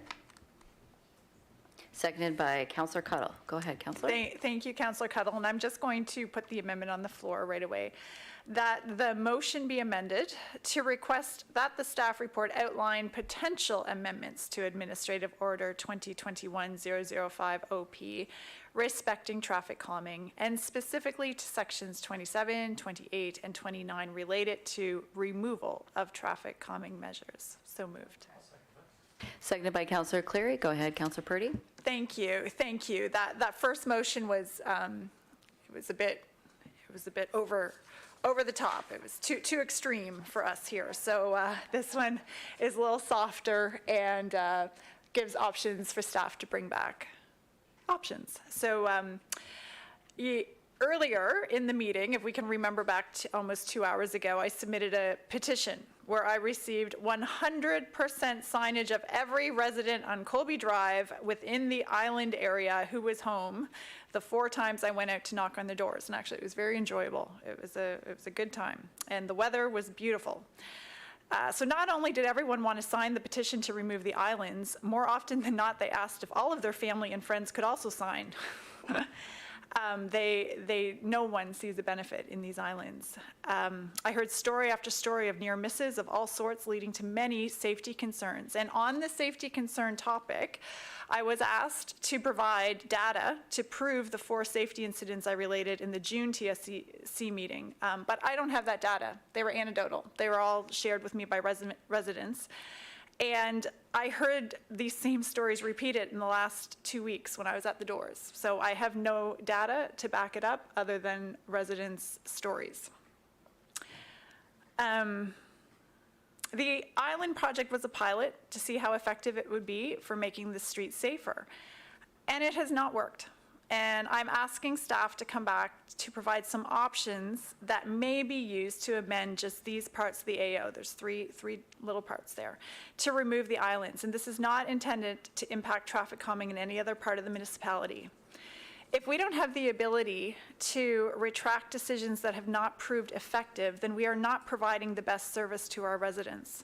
If something isn't working, then we have the obligation to fix it. And if we're hearing about safety issues that are also on top of the not working part, I think our obligation grows even more.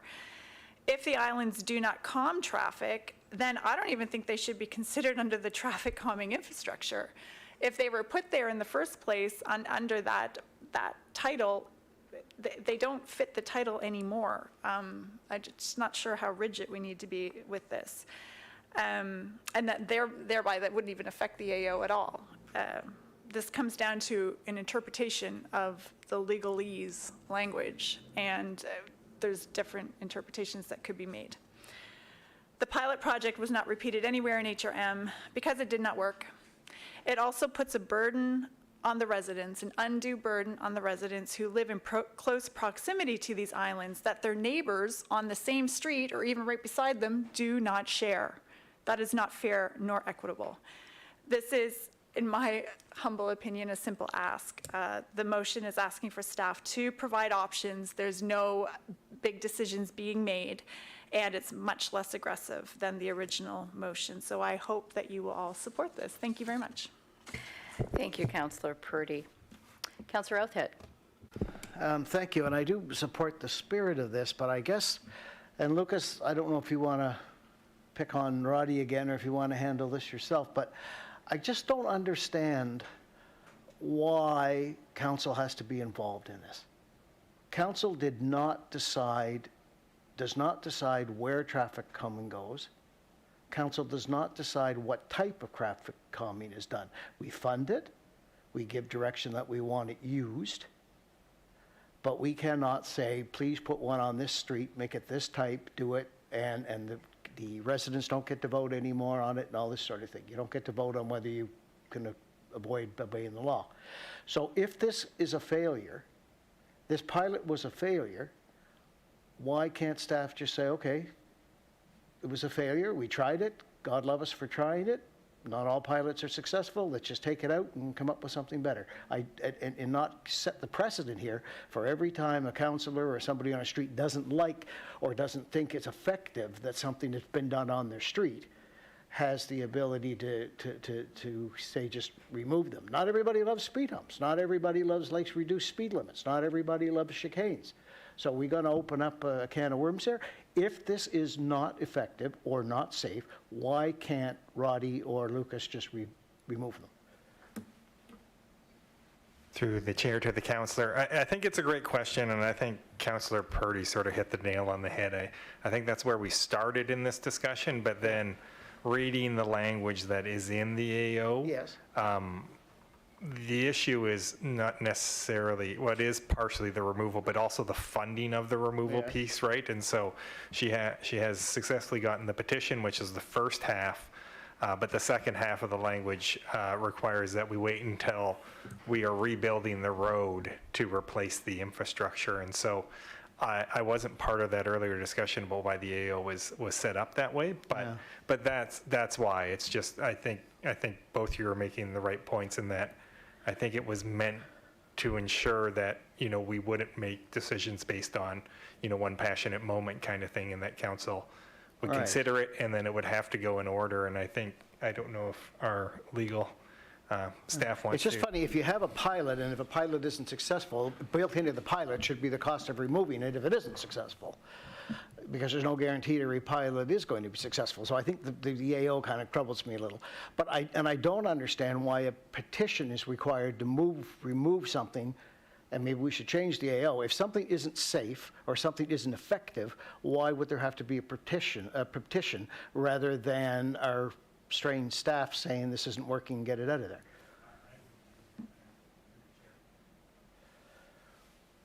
Through the chair to the councillor, I would think that would be one of the options that come forward in the report to address the language. So either the chief engineer or the traffic authority or both of them would have a say in whether, if it's not working, then we can bring it back to council. Okay, so again, part of the issue is prioritizing the funding, right? And that does make sense. Yeah, so if we're moving forward with this project this year under the current funding envelope, that means another project is not getting done. Or district capital's gone out the window for trade. But no, listen, I think there's a problem with these, and I think there's, not all pilots are successful. Oh, hi, Roddy. And all pilots are successful.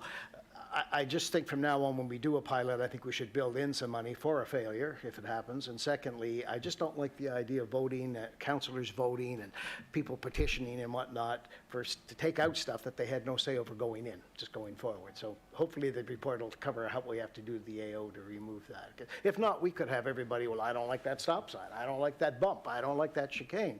I'm going to get a petition and let's take it out. Well, no. You know, you don't have the right to speed. Thank you, Councillor Roddy. Did you have anything to add to that? Yeah, just a real quick point of clarification through you, Madam Chair, to the councillor. So the islands, they weren't a quote-unquote pilot. It was an option that was available to us given the conditions at the time. So that's where there was no kind of backup funding built in to remove if it wasn't a pilot. That was just a piece of infrastructure we had at our disposal at the time. As far as the petition, certainly by all means, if that's something that, you know, the councillor and the committee wants us to consider as part of the amendments, we can do that. I know it was built in to try to avoid those situations, just like you said, one passionate resident who just didn't like something. Now, the AO does include information that says, you know, we need information to show that they're not effective. So that could almost deal with that one passionate person. They may say, I don't like it. It's like, well, but it's dropping speed by 20 kilometers per hour, so they're good. And your initial point where you're wondering why council was involved, the only reason council getting involved now is because we need council approval to amend the policy. That's the only reason. We don't need council to tell us to take them out or put them in or whatever. That's all taken into the AO, and that was done back when we first brought it to council and got it approved. But because it's an approved policy, we need council approval to amend it. That makes a little more sense. Thank you. Thank you for that explanation, Roddy. Councillor Cleary. Thank you, Madam Chair. Yeah, I was going to comment on Councillor Howard's question. We don't have an AO on stop sign placement, so we can't have people come to amend it because we don't have one. It's under the Motor Vehicle Act, and the Traffic Authority has powers under that. So for me, when I look at this, I'm fine with going forward for a staff report, because what we're saying now is, like, are they working? Are there options? Are there better options? And what's it going to cost? Because I know Councillor Purdy doesn't like to spend money, and so that's a very important decision that we'll have to make. The other thing is, as you know, as Roddy said, we have an AO and a policy on this, but council is the one that approves budgets. So it's got to come to us if we're going to include it in the capital plan. Speaking of capital plans, I did, although Councillor Mason did try to tamper Matt's passion, I did appreciate the presentation, and I actually looked at very briefly Colby and the right-of-way and the property and the width. And you know, if you go around, you could actually put a multi-use path all the way around Colby, connected up to Colby or Cole Harbour, but that would be that wouldn't be part of this motion per se, I wouldn't think, but that would be part of a whole holistic rezoning, because you could rezone Cole Harbour, you could bring up mid-high rises, make it a pedestrian-oriented street, bring multi-use paths, because if you look at Colby, you've got elementary schools, you've got parks and courts and all kinds of stuff that I'm sure people would love to access by bike or better on sidewalks, because remember, Colby's only got one sidewalk for most of it. So I think that's a great idea. Not necessarily part of this, because this is dealing specifically with the AO, but as a capital project over the next couple of years, well, I'll leave that to the district councilor for the area, but I think it's a great idea. And part of our suburban plan should, a review of land use bylaws should be to look at those areas so that we can add the density and the services and the kind of walkable, complete communities in those areas. So I think that's a fantastic idea. Anyway, I will support that, and I'll also support what I just said if you want to bring a motion forward on that. Thank you, Madam Chair. Wonderful, Councillor Cleary. Excellent. Oh, sorry, I think we have to extend our meeting time. One moment. Yes, do we have a motion? Thank you, Councillor Outhead and Councillor Purdy. Very good. We have extended our meeting time. Councillor Mason. Rarely do I ever dare to disagree with Roddy, but it's two things, right? It's the administrative order, but it's also the capital cost, acknowledging that. So I guess my question to staff is, I'll support this because it's coming back with a report, but then it's also going to have to go to the budget process. And I think it'll be interesting to see, when we already know we're facing a very difficult budget next year, how highly this would rank in council's overall challenges, right? The estimate is $200,000. That's a lot of money. I think we should all temper the public's opinion about whether this is absolutely going to happen if it passes here, because I think when we get there, it's going to be hard for a lot of councillors to vote for this change over top of a bunch of new things around road safety that we need to do. So just wanted to flag that. Thank you. Thank you, Councillor. Councillor Cuttle. Thank you, Madam Chair. Yeah, I look at these traffic islands, and they're kind of like boulevards, but they're not quite boulevards, and the right-of-way is not quite wide enough. When I think about the beautiful boulevards on Connaught, you have the trees and the flowers. They don't necessarily do any traffic calming, and the right-of-ways are large enough that you can still see the lawn and tree care service providers parking their big trucks and their trailers along Connaught to service the properties there, and it doesn't cost the property owners an extra $2,000 to $3,000. So, I just wonder if when these were put in, were these impacts considered, and what was the rationale for accepting these impacts? What was, why would they say, okay, yeah, these impacts are okay? I don't know if that was ever in the original staff report. I did a quick look and couldn't find it, but it would be interesting to know, because it obviously has a significant impact, and maybe perhaps was a bit short-sighted. The piece around the cost, I appreciate that too. I mean, $200,000 is not insignificant. It's not overwhelming either. And in terms of, capital district, perhaps this is something that could be like, some contribution from capital district funds. I know I just put, a significant contribution into some community infrastructure in my communities, even if it's like saved up over a few years, just to kind of help lessen that burden and maybe, make it more of a priority should the budget be an issue. But overall, at this point, I think asking for a staff report and to look at options is completely within reason, and I fully support this. Thank you. Thank you, Councillor Cuttle. I'll just take a second here, Councillor Purdy, and then send it over to you. I will say that Section 27, 28, and 29, I'm in full agreement that they need to be reviewed. Currently, the way that we review that study area for the approval, it doesn't acknowledge all of the other side streets that are being impacted, especially outside the urban service boundary where there are no fire hydrants.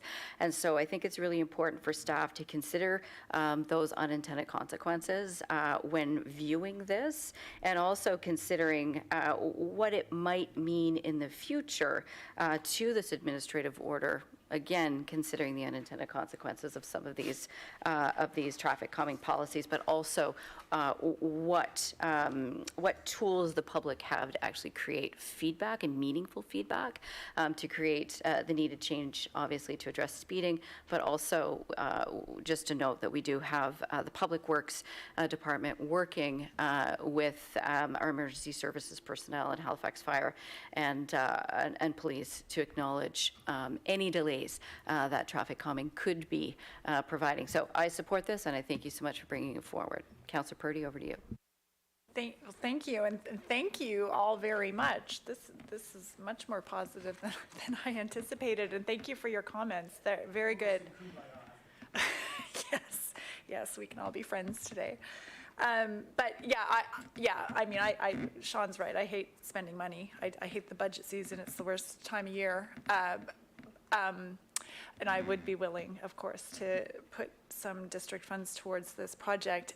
The thing is, we've identified some safety concerns, even though they're not data driven, they are anecdotal, but they have happened and continue to happen. And we have two huge significant projects going on in the next few years right beside Kobe Drive. We have the second phase of Caldwell Road that is going to be happening next year, and then we have the big recapitalization project for Astral Drive, which will be happening directly after Caldwell. So we will have lots of contractors, machines there close by to accommodate any projects that we may be able to foresee in the near future.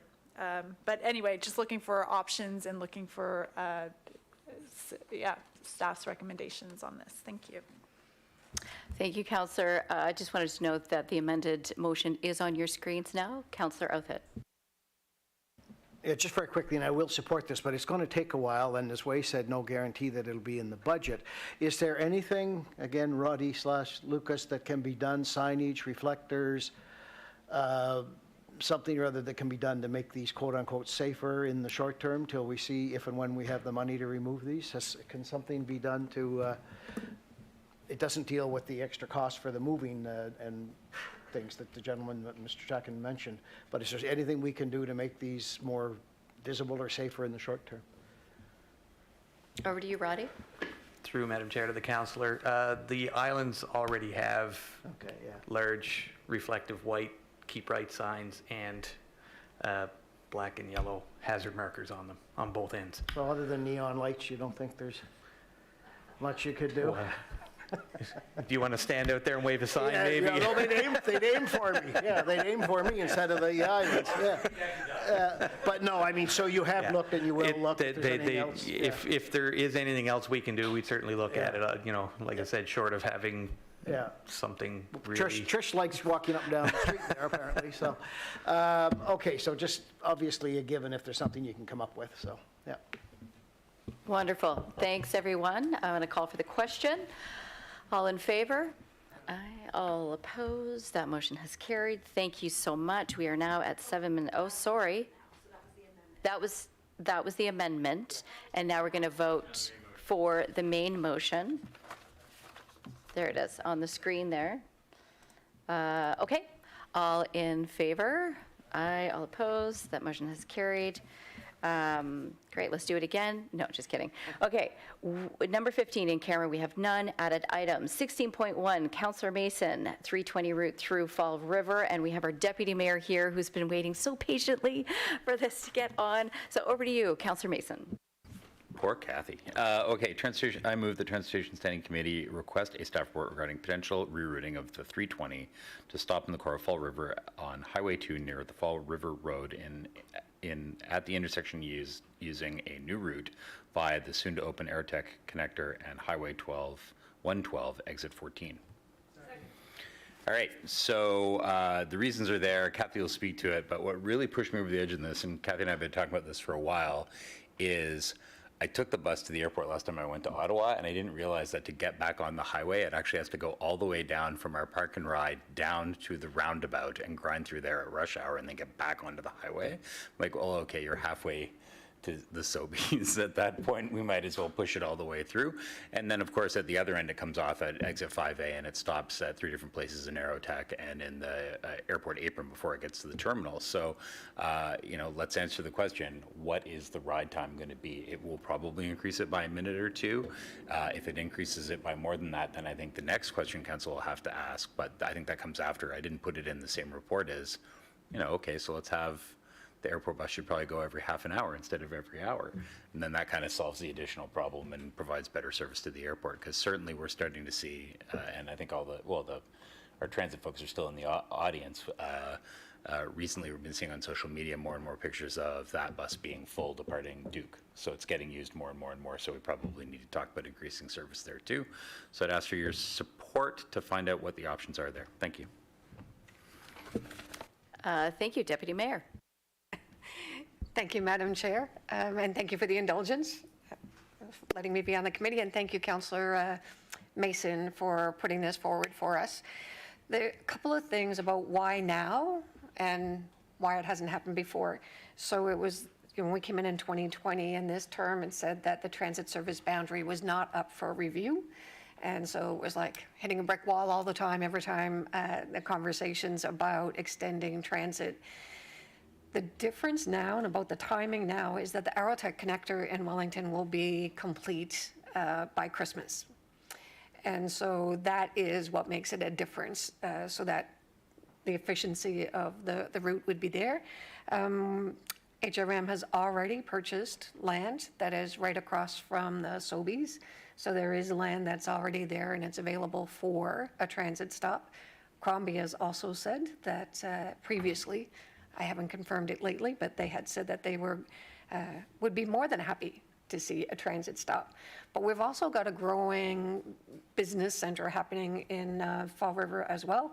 And there's a lot of people that can't get staff because in order to work in Fall River, you need to have a car. There's just no way.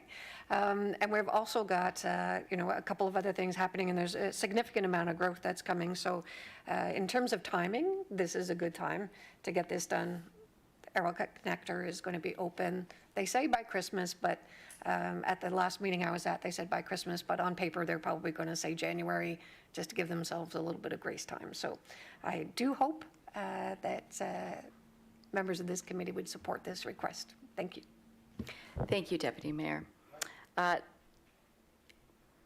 You're good? Okay, saw you buzzed it again. All right, question has been called. All in favor? All opposed? Excellent, that motion has carried. We're going to jump through the next few items. Notices of motion. Are there any notices of motion? There are none. Moving forward, our date of the next meeting is August 29th, 2024. Call for adjournment. Thank you, Councillor Purdy. We are adjourned. Thanks, everyone. Thank you to our staff. Great job, and enjoy the day today. Thanks.